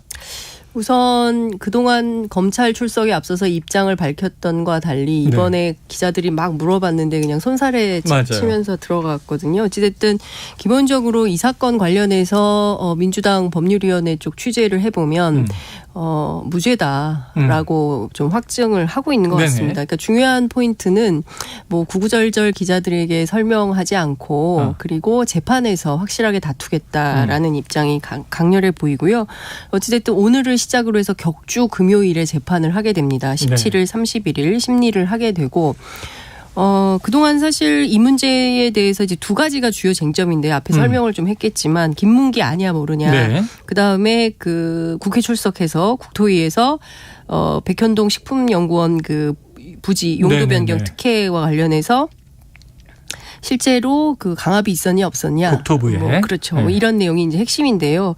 이거 관련해가지고 만약에 벌금 100만 원 이상이 나오게 되면 당선 무효형이 되고 사실 정치적으로 굉장히 어려움에 처하게 됩니다. 근데 이 재판이 어떻게 될지는 좀 지켜봐야 될 것 같다라는 생각이 좀 들고요. 그리고 그 정부에 대한 비판 수위는 계속 높이고 있습니다. 민주당이. 그리고 지금 또 하나는 국민적 공분을 사고 있는 50억 클럽과 관련해서 오늘 그 특검 법안 별도로 낸다고 했거든요. 이제 원래는 정의당과 그 협력해서 법안을 하나로 낸다고 했는데 정의당이 이제 단독으로 내버렸기 때문에 민주당도 이제 공동 발의하기 어려워서 오늘 이제 특검법 을 내고요.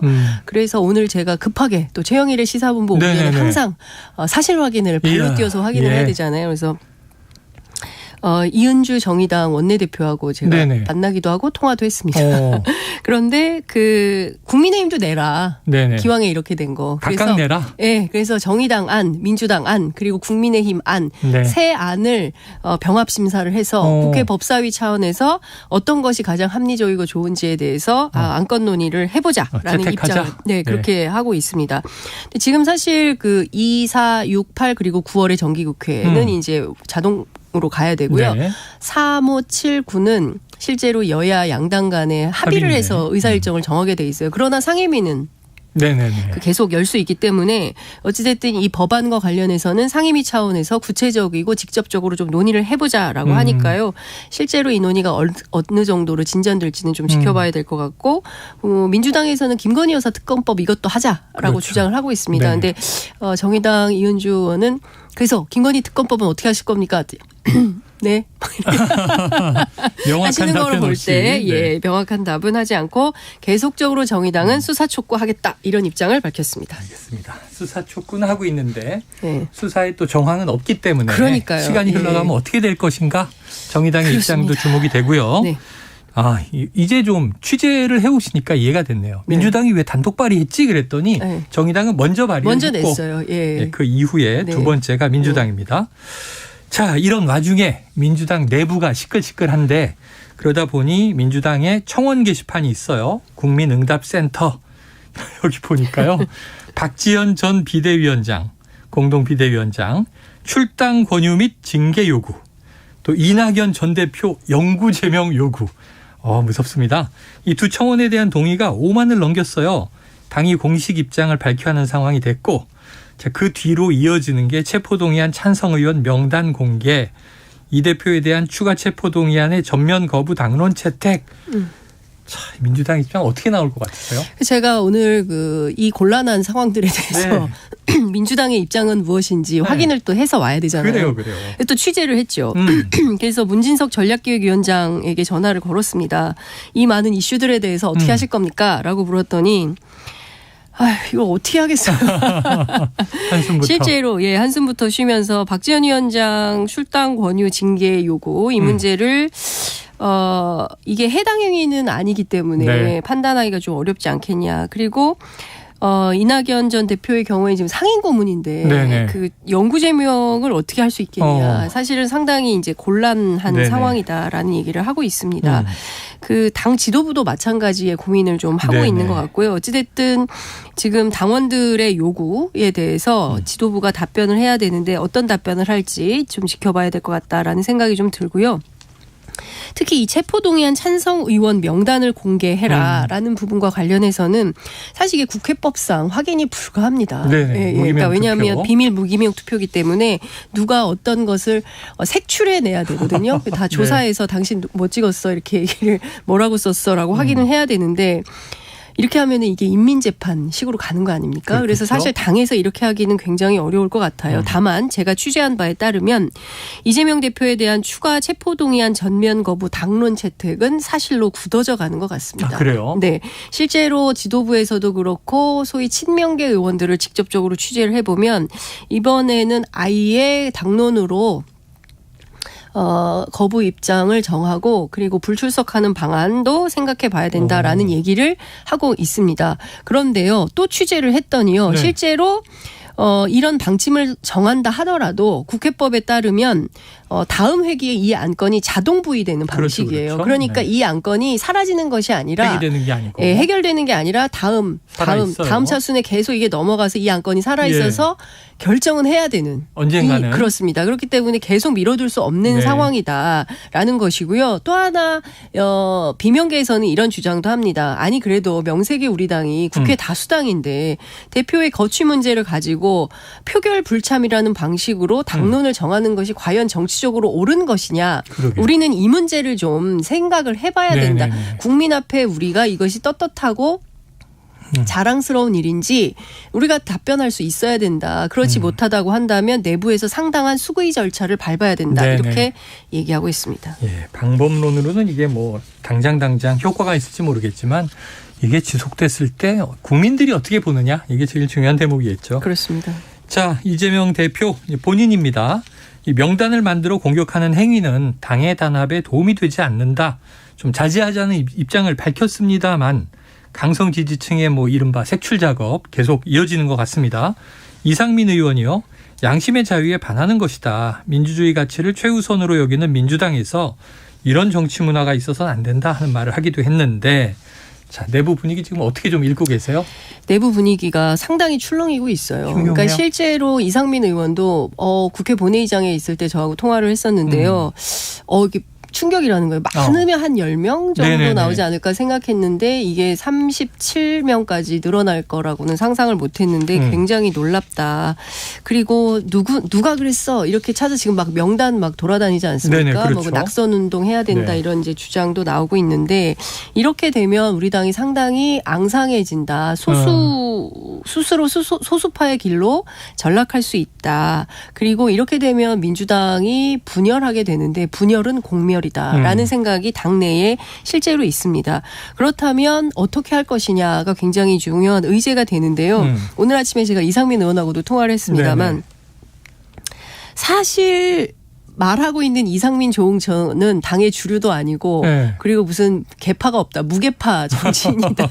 실제로 보면 이제 혼자서 하는 독고다이다 하면 이제 이런 일본 말씀은 안 되지만 이런 얘기를 속칭입니다.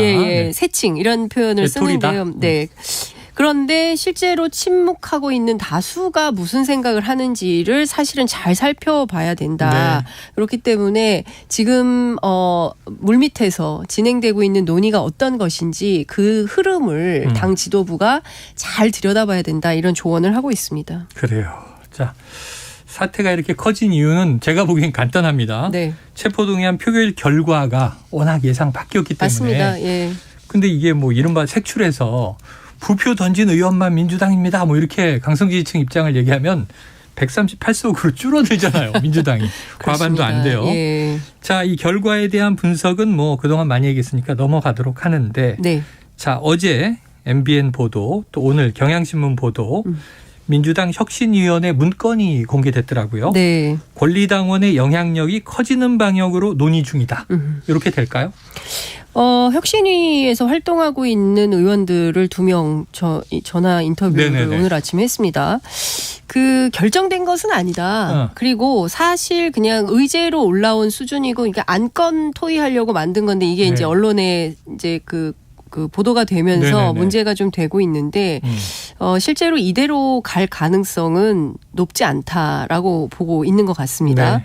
그리고 당 내부를 취재를 해보면 이런 거예요. 핵심은 내년 총선이고 내년 총선에서 공천을 어떻게 할 것이고, 그리고 중요한 것은 선거에서 승리하고 민주당이 그 국민들로부터 인정받는 존중받는 그런 정당이 되기 위한 길이 무엇인지 그거를 찾는 게 핵심 아니겠냐. 네. 그런 차원에서 우리가 혁신위원회도 띄우고 이러저러한 그 혁신안을 만들고 하는 것인데 실제로 당원들이 중심이 돼서 가는 방식은 옳다. 왜냐하면 예전에 비해서 참여민주주의에 대한 욕구가 커진다. 당원들 네네. 사이에서. 그렇기 때문에 당원의 참여를 확장하고 확대하고 늘리는 것은 맞다.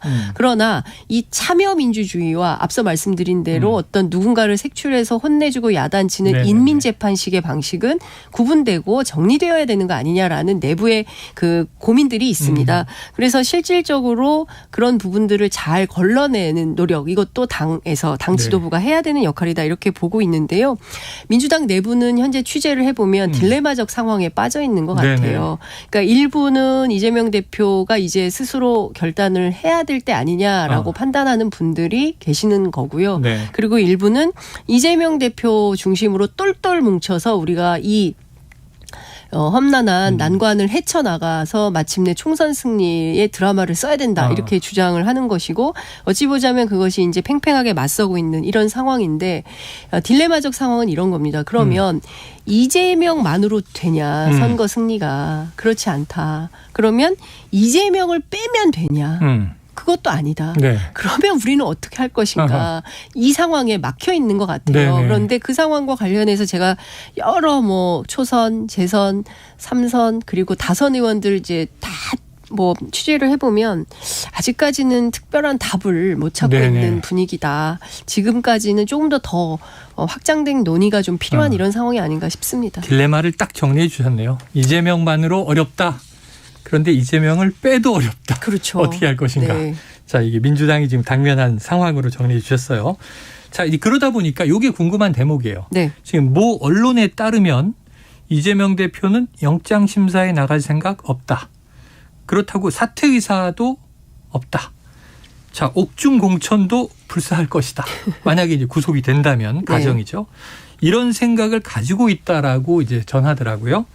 자, 공직선거법 재판은 이제 오늘 시작됐고 다른 의혹들도 수사와 기소가 남아 있고, 그럼 지금 이 갈등 상황 어떻게 수습하는 게 좀 합리적이에요? 우선 그 관련해서 오늘 그 민주당에서 기자들에게 전체적으로 문자를 보내서요. 네. 이재명 대표와 그 CBS 한판 그 김규환 논설위원장인가 이분하고 거기서 이 주장이 나왔죠. 예, 통화한 사실은 있다. 그러나 본인이 추가 영장이 오더라도 나갈 뭐 생각이 없다. 물음표. 그다음에 사퇴할 의사가 전혀 없다. 그리고 옥중 공천도 불사하겠다. 이런 의사를 밝힌 바가 없고 없다? 실제로 그런 결정이나 결심을 한 바도 없다. 이렇게 얘기를 하고 있고요. 그리고 이제 의원들하고 만나서 뭐 이러저러한 얘기한 것과 관련해서도 언론에 보도되는 내용과 차이가 있다. 뭐 이렇게 얘기가 네네. 나왔었거든요. 그런데 그것 관련해서도 자신이나 자리를 함께해준 동료 의원들을 이간질하거나 불필요한 오해를 할 빌미가 될 것을 우려한 것일 뿐이지 뭐 비명계한테 강한 불만을 토로했다. 이것은 이 대표의 뜻과 다르다라고 해명 자료를 네네. 냈습니다. 근데 제가 보기에 옥중 공천 뭐 그만둘 생각 1도 없다. 뭐 이제 이런 얘기들이 네네. 나오긴 했는데요.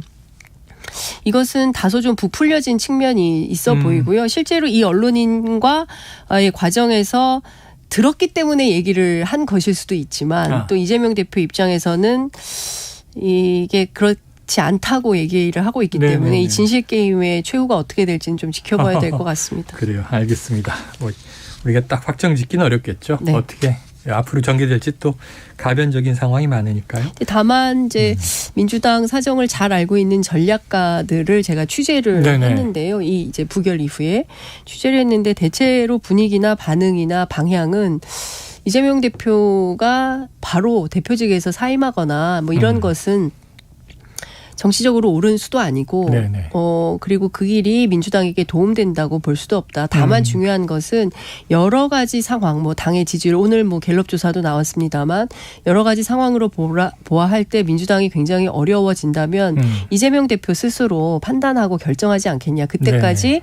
당과 당원들이 기다려줘야 된다. 뭐 이런 얘기도 하고 있습니다. 그래요. 우리가 늘 이번 것만 아니라 뭐 여러 보수든 진보든 정당사에 보면 항상 이럴 때 이제 질서 있는 퇴진 이런 요구를 하는 것이 그냥 내려오시오 그래서 끌어내린다고 당이 잘 되지도 않더라고요. 그렇습니다. 예. 그러니까 이게 경착륙하지 않고 연착륙하려면 어떻게 해야 되나 이건 정말 의원들이 좀 중지를 그렇죠. 모아서 중요한 대안들을 건 만드셔야죠. 당이 이제 단합하고 합심해야 할 때 네.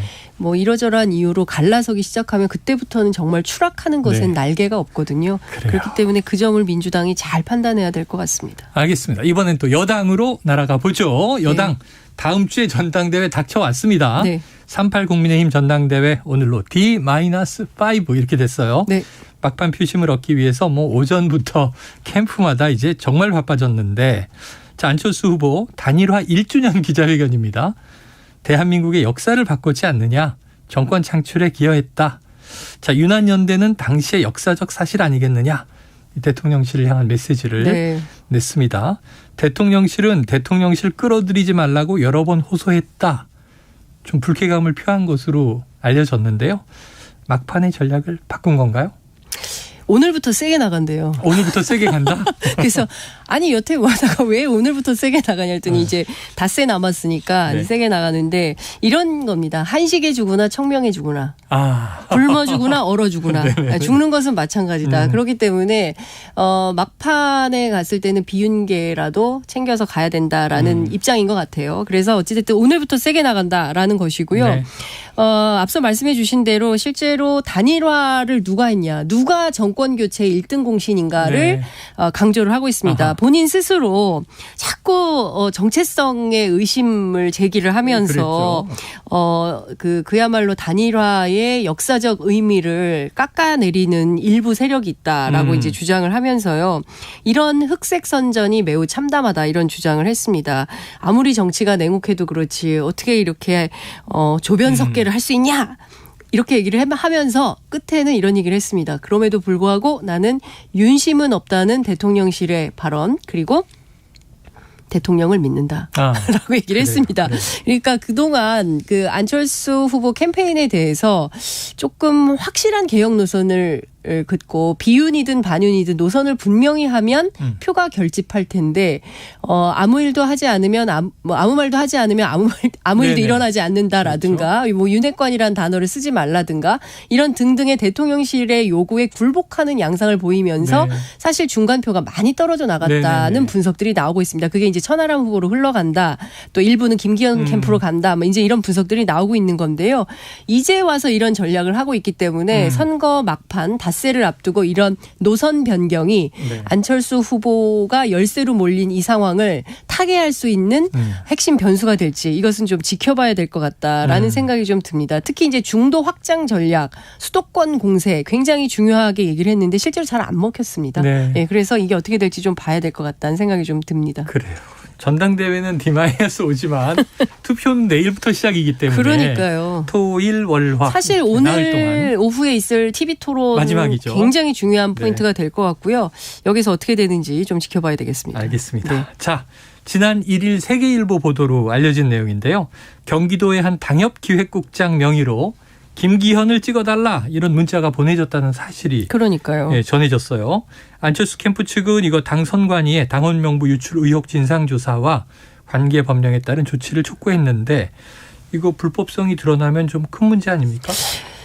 사실 이런 문제가 생기면 당 선관위가 즉각적으로 고발 조치를 해야 되거든요. 네네네. 고발 조치하고 명명백백하게 선관위가 중앙선관위가 조사해 주세요라고 해야 되는데 지금 실제 국민의힘 내부가 조금 미온적이다라는 비판을 피할 수가 없을 것 같습니다. 실제 국민의힘 규정에 어떻게 돼 있냐면요. 각 시도 당협에서 당원 명부를 열람할 수 있는 권한이 누구에게 있냐. 네. 당협위원장 정도라는 거예요. 그런데 이제 이런 거죠. 실제로 이런 얘기도 합니다. 당원 명부는 개인정보지 않습니까? 그렇죠. 뭐 이름, 전화번호 뭐 이런 그렇죠. 거 신상 정보가 담겨 있기 때문에 이거를 어떤 다른 사람들한테 전달하거나 공유하는 것 자체가 법적으로 불가한 일이다. 네네네. 그러니까 사실 이게 불법이란 얘기죠. 그렇기 때문에 이것은 적발된 것이기 때문에 즉각적으로 조치를 해야 되는데 취하지 않은 것에 대해서는 의문을 제기하지 않을 수 없는 것이고요. 네네. 그 안철수 캠프에서 정말 이해할 수가 없다. 이거 선관위가 공정하게 선거 관리를 하고 있는지 문제 제기를 안 할 수 없는 상황이다라는 생각이 좀 듭니다.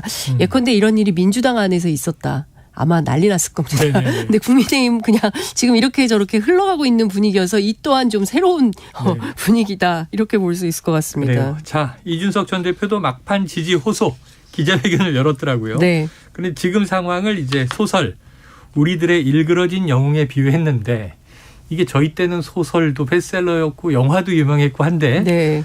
요즘 젊은 세대는 잘 모르지 않나요? 아니요. 다 알아요? 예, 필독서고요. 그 초등학생들 아마 다 읽고 요새는 초등학생까지? 그럼요. 독서 논술 학원에서 이거 다 읽죠. 그래요? 그럴걸요. 저의 기후였군요. 예. 네. 그 아마 많은 학생들이 읽고 일부나 뭐 교과서에도 나왔을걸요. 엄석대는 다 알겠네. 예. 엄석대가 누군지는 아마 대체로 다 알 텐데 이문열 선생님이 개입해야 되냐 뭐 이런 얘기도 네. 나오기도 하는데요. 작가입니다. 그렇습니다. 그래서 엄석대가 누구냐 국민의힘에서 이제 이런 논쟁으로 지금 번지는 것 같습니다. 근데 그 이준석 대표가 재밌는 얘기를 했어요. 오늘 그 기자회견문 제일 말미에 이런 얘기를 했습니다. 엄석대를 누구와 매칭해서 생각할지는 여러분의 자유고 고민입니다. 하지만 제 얘기를 듣고 엄석대가 똑같은 한 사람을 연상시킨다면 다들 공감하고 계신 겁니다. 우리는 같은 문제의식을 가지고 있고 같은 이상을 추구하고 있습니다. 이제 이런 얘기를 했는데요. 언론은 이 엄석대를 윤석열 대통령과 동일한 거 아니냐라고 해석하고 있습니다. 실제로 민주주의에 대해서 묻고 있어요. 이준석 대표가. 자신의 손으로 자신의 지도자를 선택할 권리가 당원과 국민들에게 있음에도 불구하고 지금 전개되고 있는 양상을 지켜보면 그 국민들, 그 당원들의 권리가 훼손되고 있는 것이 아니냐. 민주주의 절차가 무시당하고 있다. 이런 현실을 개탄하고 있는 것인데요. 4.19, 5.18, 60 이렇게 얘기를 했습니다. 근데 사실 엊그제 3.1운동 우리 기념사부터 논란이 좀 되고 있지만 사실은 3.1운동부터 해서 이런 쭉 앞서 4.19, 5.18, 60 그리고 2016년, 2017년까지 진행됐던 촛불 항쟁에 이르기까지 그야말로 우리는 이런 시민혁명의 역사를 쭉 가지고 있고 이런 것으로 민주주의 토대를 확고하게 하면서 성장한 국가가 바로 우리 아닙니까? 특히 2016년 촛불 때는요. 독일 언론이 이제 앞으로 민주주의를 배우려면 한국으로 가야 된다. 왜냐하면 그렇게 많은 시민들이 나왔어도 쓰레기 하나 없고 질서정연했죠. 질서정연하고 평화로웠고 어떻게 이런 민주주의가 가능하냐라고 의문을 표할 정도였습니다. 그런데 그런 민주주의가 파괴되고 있는 것에 대해서 이준석 대표가 개탄을 한 이런 지점에 대해서는 이제 곧 투표가 시작될 국민의힘 당원들이 판단하고 평가할 문제가 아닌가라는 생각이 좀 듭니다. 알겠습니다. 자, 어제 마지막 합동연설회가 수도권 고양시에서 진행이 됐는데요. 여전히 김기현 후보의 울산 땅 의혹에 대한 공방 뜨겁습니다. 네. 직접 다녀오시기까지 했으니까 이 KTX 역세권 땅 의혹뿐 아니고 새로운 의혹도 계속 보태지더라고요. 맞습니다. 구수리 땅을 팔았다고 알려진 김 씨가 알고 보니 차명 부동산 사건의 의뢰인이었다. 그러니까 단순 교회 지인은 아니었다라는 것이 이제 뉴스타파 보도로 이제 알려지게 된 것인데요. 제가 지난주에도 뉴스타파 보도 전에 이 자리에서도 말씀드렸지만 직접 통화하셨잖아요. 네, 그러고 이 구수리 땅만이 아닙니다. 다른 땅이 더 있습니다라고 제가 말씀을 좀 드렸습니다. 맞아요. 이제 그게 삼산동의 땅일 때 그게 94년도에 그 김 씨의 땅을 김기현 의원이 사요. 그래서 그것을 건물을 올립니다. 네, 건물을 올린 사람은 김기현 의원이에요. 네네. 네, 그리고 상북지구 도시개발 사업에도 김 씨가 등장을 합니다. 이때는 뭐냐면 김기현 의원이 울산 시장이던 때 요 지구 지역의 그 구획 정리 사업을 하게 되는데 이 사업을 김 씨가 맡아서 하게 되죠. 그래서 관련해서 지금 민주당에서 TF를 만들지 않았습니까? 그 민주당에서 TF를 만들어서 관련된 소위 김기현 의원의 땅 의혹과 관련해서 주도 면밀하게 한번 들여다보겠다라는 입장을 갖고 있는 것 같고요. 관련해서 어제 기자회견도 했습니다. 뭐 여러 가지 의혹들을 제기를 했는데 굉장히 길고 복잡해서 다 설명드리기는 어려울 것 같고요. 이제 핵심은 이런 겁니다. 2015년에 김 씨가 한 1,900평 정도를 개인이 땅을 사요. 한 그 평당 32만 원씩 주고 한 6억 정도 주고 사는데요. 이걸 나중에 그 한 40만 원 선에 그러니까 본인과 관계된 어떤 사람으로 보이는 사람에게 또 이걸 팔아요. 팔아서 상당한 이익을 시세 차익을 거뒀다. 그리고 그 지역의 일부는 아파트가 올라가고 있고 지금 이게 계속 개발 중인 사안입니다. 그래요. 끝나지가 않았어요. 그렇기 때문에 이 과정에서 김기현 의원과 모종의 어떤 뭐 커넥션이 있었던 것은 아니냐라고 의심을 하고 민주당은 들여다보고 있는데요. 근데 이 사안은 사실은 수사를 통해서 밝히지 않으면 드러나기가 매우 어려운 약간 민주당에서는 이 사건의 울산의 대장동 뭐 이렇게 보고 있습니다. 그래서 사실은 굉장히 복잡하고 그런데 이 문제를 어디까지 어떻게 밝혀낼 수 있을지 결국에는 수사 의뢰로 밝혀내야 되는 것은 아니냐. 민주당은 그렇게 보고 있습니다. 그래요. 자, 지금 민주당에서 김기현 후보 측근의 강동 농협 대출 의혹에 대해서도 문제를 제기했는데 연관이 돼 있은 이것도 이제 연관된 사안인데요. 예, 그러니까 앞서 말씀드린 그 김 씨와 관련돼 있기도 하고요. 그리고 그 김기현 후보 울산시장 시절에 비서실장을 지냈던 최측근 박모 전 실장의 친형 뭐 그 등 뭐 4명에게 이 땅을 그 강동농협이 여기 강동구에 서울시 강동구에 있는 강동농협이 아니고요. 울산에 있는 강동농협이에요. 굉장히 이제 작은 농협인데요. 이 농협에서 30억 정도를 대출을 받아요. 그랬는데 이 대출을 받을 때 항상 뭐가 있어야 됩니까? 담보가 있어야 돼요. 근데 담보가 없었어요. 무담보 대출이었어요. 그래서 이 무담보 대출이 어디서 걸리냐? 농협중앙회 감사에서 걸립니다. 그래서 이게 적발이 돼요. 문제가 되고 그리고 났는데 이 땅을 이 대출받은 돈으로 땅을 사는데 그 땅을 나중에 다시 또 강동농협이 2배의 돈을 주고 또 이 땅을 삽니다. 그러니까 좀 이상하죠. 근데 왜 이런 거래들이 있었는지에 대해서도 역시 앞서 말씀드린 대로 수사를 통하지 않으면 밝히기 어렵다. 밝혀내기가 조금 어려워 보인다. 그러니까 현장에서 취재한 감으로는 그렇습니다. 자, 매우 복잡하고 길고도 어렵습니다.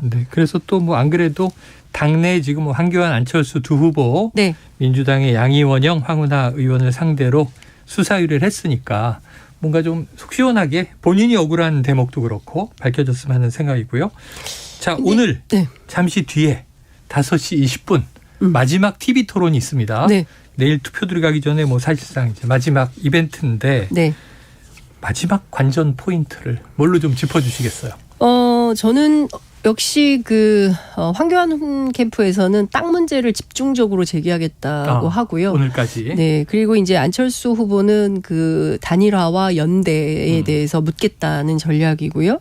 그다음에 이제 천하람 후보는 핵심적으로는 이제 그 총선 전략, 공천 문제 뭐 이런 등등을 제기하겠다는 입장이고 민주주의 문제 뭐 이런 것들을 얘기를 하겠다는 건데요. 근데 재미있는 포인트는 뭐 이런저런 여론조사가 막 돌고 있지 않습니까?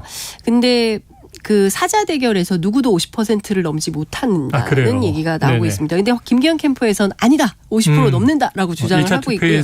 간다. 예, 과반 넘는다라고 주장을 하는데요. 제가 지금 그 나머지 세 캠프 취재를 해보면 세 캠프 모두 그 50%를 넘는 후보는 없는 것 같다라는 얘기를 간다? 예, 하고 있습니다. 물론 이제 지금 상황에서는 누가 어떻게 결선을 갈지 장담하기는 네네. 어려운데요. 그 마지막 핵심 고리가 될 것은 TV 토론이라고 생각을 하고요. 네. 이 TV 토론에서 누가 얼마나 정확하게 그 공격 포인트를 잘 잡는지 이거에 따라서 굉장히 많이 달라질 것 같다라는 생각이 좀 듭니다.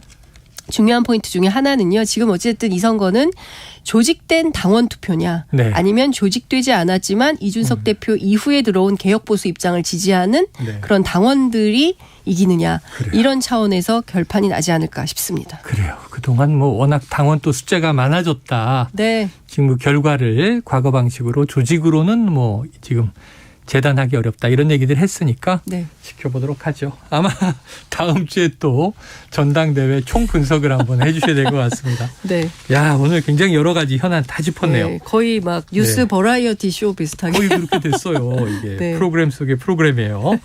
자 다음 주를 기대하면서 지금까지 장윤선 정치전문 기자였습니다.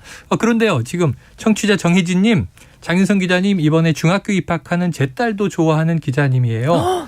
오늘 방송 많으신 날인데 건강 잘 챙기시고 다 추적해서 보시나 봐요. 아이고, 항상 감사합니다. 응원합니다. 네, 고맙습니다. 자, 오늘도 수고하셨습니다. 네, 다음 주에는 감기 나서 올게요. 네. Splish splash, I was taking a bath. Long about a Saturday night. Yeah. 점심 먹고 유쾌한 시사 디저트 한 입. 최영일의 시사본부. Well, I stepped out the tub and put my feet on the floor. 네, 자 한 주간의 스포츠 소식을 정리해보는 금요일의 마지막 코너죠. 스포츠 본부. 자 오늘도 정현호 PD를 모셨습니다. 어서 오십시오. 안녕하십니까. 자 지난 토요일에 말이죠. 2023 시즌 K리그 1 개막전이 있었는데 네, 그렇죠. 말이죠. 현대가 매치였다. 또 아마노 더비. 자 울산과 전북의 빅매치에 이게 울산 현대가 먼저 우승 거예요? 맞습니다. 이 2대1로 승리를 했는데 사실 오프시즌 때부터 아마노준 선수에 관련된 약간의 신경전으로 라이벌 의식이 저번에 좀 전해주셨었죠. 네네. 그랬는데 울산이 이제 엄원상과 루빅손의 연속골에 힘입어서 2대1로 승리를 했고 사실 울산이 이번에 2연패를 꿈꾸고 있지 않습니까? 그렇죠, K리그 1. 그렇죠. 그런데 역시 가장 강력한 라이벌이라면 전북현대일 텐데 개막전부터 일종의 기선제압에 성공했다. 이런 점에 있어서는 좀 기분 좋은 출발이라고 볼 수 있겠습니다. 울산의 입장에서는 기분 좋은 출발이다. 네. 안 그래도 신경전이 그렇죠. 시작 전부터 팽팽했는데 말이죠. 네. 자, 이 경기를 포함해서 지난 주말에 모두 6경기가 열렸습니다. 네. 개막 라운드부터 뭐 각종 기록이 막 쏟아져 나오던데. 그렇죠. 자, 먼저 참 많은 관중이 축구장을 찾았죠. 그렇죠. 총 6경기가 말씀하신 대로 열렸는데 도합해서 10만 명이 관중이 넘었습니다. 와, 평균 만 명 이상. 네, 1만 명 이상, 2만 명 가까이 경기장을 찾은 건데 총 10만 1,632명. 이렇게 되면서 이 숫자는 2013년에 K리그에 승강제가 도입된 이후로 최초로 10만 명을 돌파를 한 건고요. 이야. 개막전 최다 관중 기록을 썼기 때문에 이번 시즌 K리그 기대해봐도 좋을 것 같습니다. 야, 올해 축구를 좀 기대해봐도 좋을 것 같습니다. 네. 그런데 이제 K리그 2부 말이죠. 네. 여기에 승격한 대전, 광주 나란히 승리를 거둔 것도 이게 최초라면서요. 그렇죠. 이번에 대전 하나시티즌이 K리그2에서 승격을 했는데 강원FC의 2대0으로 승리를 거뒀고요. 그 전날에는 광주FC가 수원 삼성과의 원정 경기에서 1대0으로 승리를 했습니다. 그러면서 K리그2에서 승격한 두 팀이 나란히 K리그1 개막전에서 승리를 했거든요. 여기다 또 이제 대전 대 강원의 경기 같은 경우는 또 약간의 이슈가 있습니다. 이제 과거에 이제 승강 플레이오프를 2021년에 치렀는데 그때 이제 이른바 볼보이 사건이 있었단 말이죠. 당시 이제 강원의 볼보이가 고의로 좀 공을 늦게 전달하면서 강원 측에 유리하게 시간을 끌었다. 이런 식의 약간의 신경전이 있었단 말이죠. 그런 라이벌 의식도 있었기 때문에 이번 승리가 대전 입장에서는 더 이제 의미가 있을 것 같고 사실 스포츠라는 게 매번 이기는 팀만 이기면 재미없잖아요. 그런데 이렇게 승격한 팀들이 이겼다는 것 이번 시즌 K리그의 또 재미 요소가 될 것 같습니다. 맞습니다. 강등되기도 하고 실력에 따라서 승격하기도 하고 특히 우리가 1부 리그, 2부 리그를 오가는데 다시 이제 K리그 1으로 올라와서 승리를 거뒀다. 이런 또 팀에게 우리가 박수를 보내는 거죠. 맞습니다. 자, 이 카타르 월드컵을 뛰었던 주요 대표팀 선수들이 뛰고 있습니다. 코로나19 거리두기도 풀린 상황입니다. 네. 그러면 이제 올해 K리그 아까 일단 개막전에서 네. 최초로 10만 명 돌파. 네네. 이것도 의미 있는 사건이고. 그렇죠. 올해 좀 순항할 것 같습니까? 예, 제가 항상 얘기하는 게 스포츠에서 뭐가 제일 필요하냐 그러면은 저는 2S라고 얘기하거든요. 네, 2S. 스타와 스토리. 스타 스토리. 이번에 전북의 조규성 선수가 워낙 팬덤이 엄청나서 그 서포터즈석까지 조규성 선수의 팬덤이 다 그 예매를 하는 바람에 서포터즈들이 못 들어올 정도로 굉장히 호황이었는데 네. 이런 스타들의 존재 그리고 앞서 말했던 이 전북과 울산의 아마노 더비 그다음에 대전과 강원의 어떤 라이벌의식 저는 이런 라이벌 관계가 많아지는 건 흥행에 좋다라고 생각을 하거든요. 물론 이제 뭐 지나친 감정 싸움으로 번지지만 않는다면 이런 라이벌 구도도 어떤 흥행과 스토리를 더해주는 데 있어서 좋은 역할을 할 거라는 생각이 듭니다. 정 PD님 얘기를 쫙 들으면서 지금 2S에 하나를 더 보탰어요. 네. 스타가 있어야 되고 스토리가 있어야 되고 서포터즈들이. 좋은. 그렇죠. 어디 가서 제가 이제 앞으로는 3S라고 말하겠습니다. 네. 공동 저작권을 주장하지는 않겠습니다. 주장하겠습니다. 네. 자, 손흥민 선수가 예전의 모습을 보여주지 못하고 있잖아요. 네. 최근에 이 교체 명단에 연달아 이름을 올리고 또 FA컵 16강전에는 선발 출전했지만 팀은 2부 리그 팀한테 패했어요. 그렇죠. 이 FA컵 5라운드에서 셰필드 유나이티드 2부 리그 팀에게 1대0으로 무릎을 꿇었습니다. 네네. 사실 손흥민 선수가 풀타임을 출전했지만 최다 슈팅까지 기록했지만 득점에 실패했고 그 이후에 이제 경기 이후에 토트넘 공식 SNS 계정에 탈락을 알리는 게시물을 올렸겠죠. 네네. 그랬더니 5,000개가 넘는 댓글이 달렸는데 한 가지 좀 안타까웠던 게 네네. 손흥민을 리저브팀 2군으로 내려라. 이런 댓글이 좋아요가 36개나 달렸더라고요. 아이고. 예. 역시 팬들도 약간 손흥민 선수의 경기력에 대해서 약간의 의구심 어린 시선이 있는 것 같긴 합니다. 아니, 그러니까 팬들이 냉정하다니까요. 그렇죠. 잘할 때는 열광하지만 또 조금 부진하면 맞습니다. 바로 좀 무시무시한 얘기가 나오니까. 네. 자, 그런데 국내 축구 팬들이 좀 의문을 제기하는 대목이 이 손흥민과 이 페리시치의 조합이 좋지 않은 걸 알면서도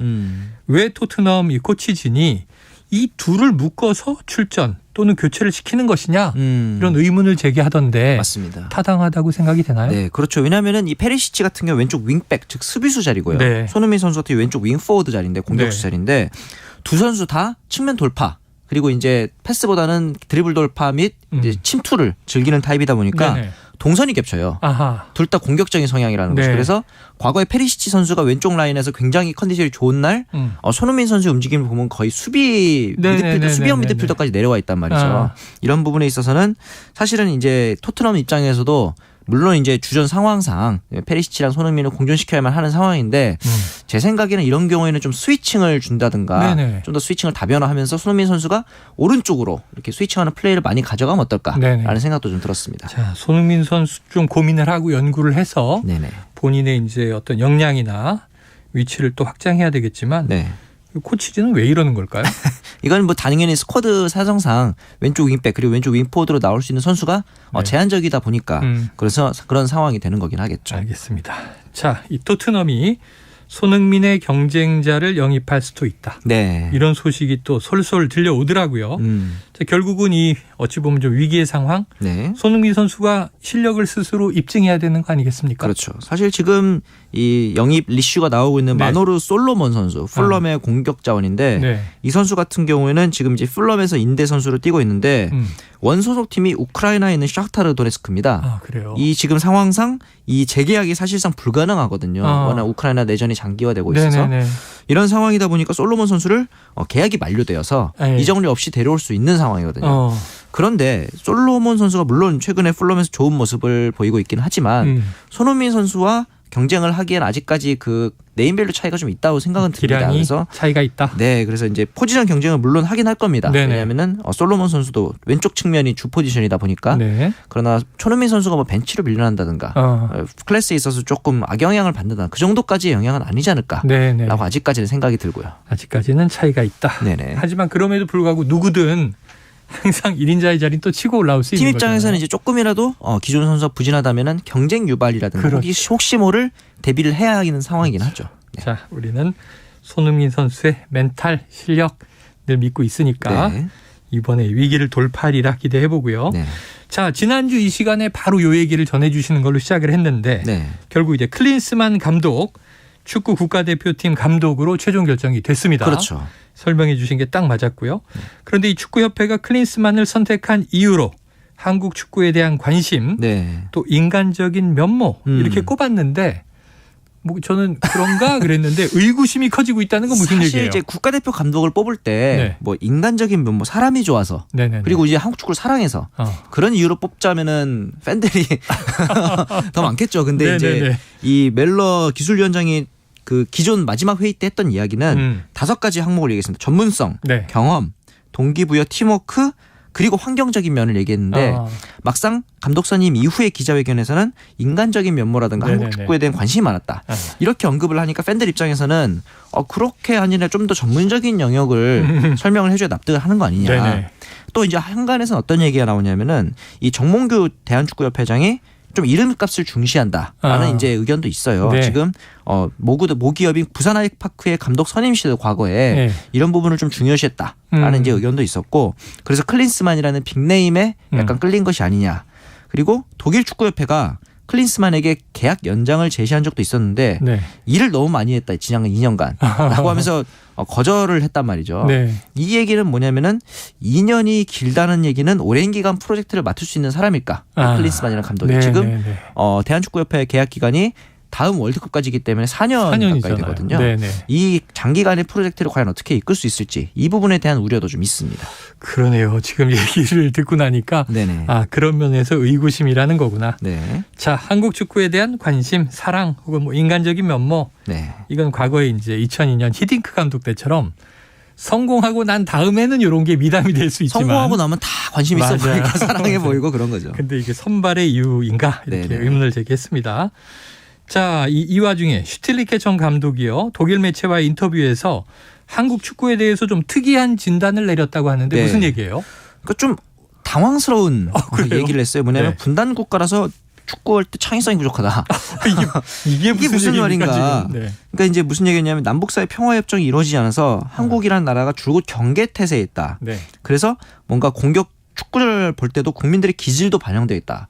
이렇게 진단을 했고, 그 외에 또 이제 K리그에 대해서 약간의 호평을 했는데 예외를 빼면은 K리그는 그렇게 인기가 없다. 왜냐하면은 독일처럼 회원들이 클럽을 만든 게 아니라 대기업들이 이니시티브에서 시작을 했기 때문이다. 그래서 대기업이 허리띠를 졸라매면은 이제 구단들도 굉장히 힘들어진다. 근데 당연히 어이없는 답변이죠. 근데 틀린 말은 아니거든요.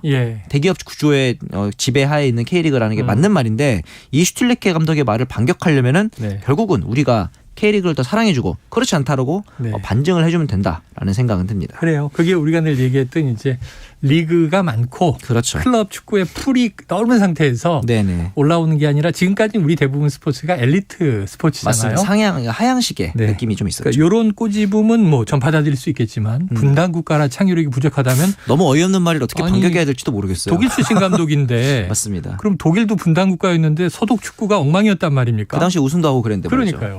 참 동독은 동독대로 또 스포츠 강국이었고. 맞습니다. 자, 이 새 감독이 부임할 때마다 이 우려되는 부분들이 부각됩니다. 지금의 의문점을 해소하기 위해서 클린스만 감독이 어떤 모습을 보여줘야 할까? 과제는 뭘까요? 역시 이제 클린스만 감독이 과거에 긍정적인 평가를 받을 때 보면은 굉장히 낡은 구조에 대한 개혁을 좀 잘하는 편이었고 리더십이 있는 사람이었다. 이런 평가가 있어요. 그래서 제 생각에는 본인이 나서는 것도 물론 중요하지만 좀 이제 주위의 코치진들을 잘 활용하는 그런 리더십을 보여준다면은 장기적인 흐름으로 이 대한민국 축구 국가대표팀에 또 한 번의 체질 개선에 도움을 줄 수는 있지 않을까라는 생각은 듭니다. 그래요. 또 아까 말씀하셨던 이제 장기 프로젝트에 능할까? 이 부분을 이제 증명을 해야겠죠. 불식시키기를 기대해 봅니다. 자, 월드 베이스볼 클래식에 출전하는 우리 야구 대표팀의 첫 경기 다음 주 목요일 날 12시입니다. 관전 포인트는요? 일단은 호주전에서 대량 득점을 해서 기선제압을 해서 그 분위기를 일본전까지 몰아갔으면 하는 바람이 있고, 아마 고영표 선수나 소영준 선수가 선발로 나설 것으로 지금 예상을 하고 있거든요. 호주 대표팀 같은 경우에는 그렇게 메이저리그가 포진해 있지는 않지만 화이트필드 같은 선수들 같은 경우는 장타력은 좀 어느 정도 있고 이 고영표, 소영준 선수가 피홈런이 어느 정도 국내 리그에서 있었단 말이죠. 그래서 소위 말하는 뜬금포, 일반 장타를 초반에 허용하지 않는 것이 중요할 것 같다는 생각이 듭니다. 알겠습니다. 이 야구 잡설에 박용택 KBS 해설위원 출연했다던데 언제 볼 수 있어요? 다음 주 월요일부터 저희가 이제 공개를 할 예정이고 굉장히 굉장히 나이스하고 네. 야구에 대한 식견도 굉장히 깊더라고요. 깜짝 놀랐습니다. 저도. 알겠습니다. 한번 기대해 보도록 하죠. 네. 자, 스포츠본부 지금까지 정현호 PD였습니다. 오늘 말씀 고맙습니다. 감사합니다. 자, 최영일의 시사본부 금요일에 준비한 소식 여기까지입니다. 저 주말 잘 보내시고요. 저는 다음 주 월요일 낮 12시 20분에 다시 찾아뵙도록 하겠습니다. 좋은 주말 보내십시오. 오늘도 청취해 주신 여러분 고맙습니다.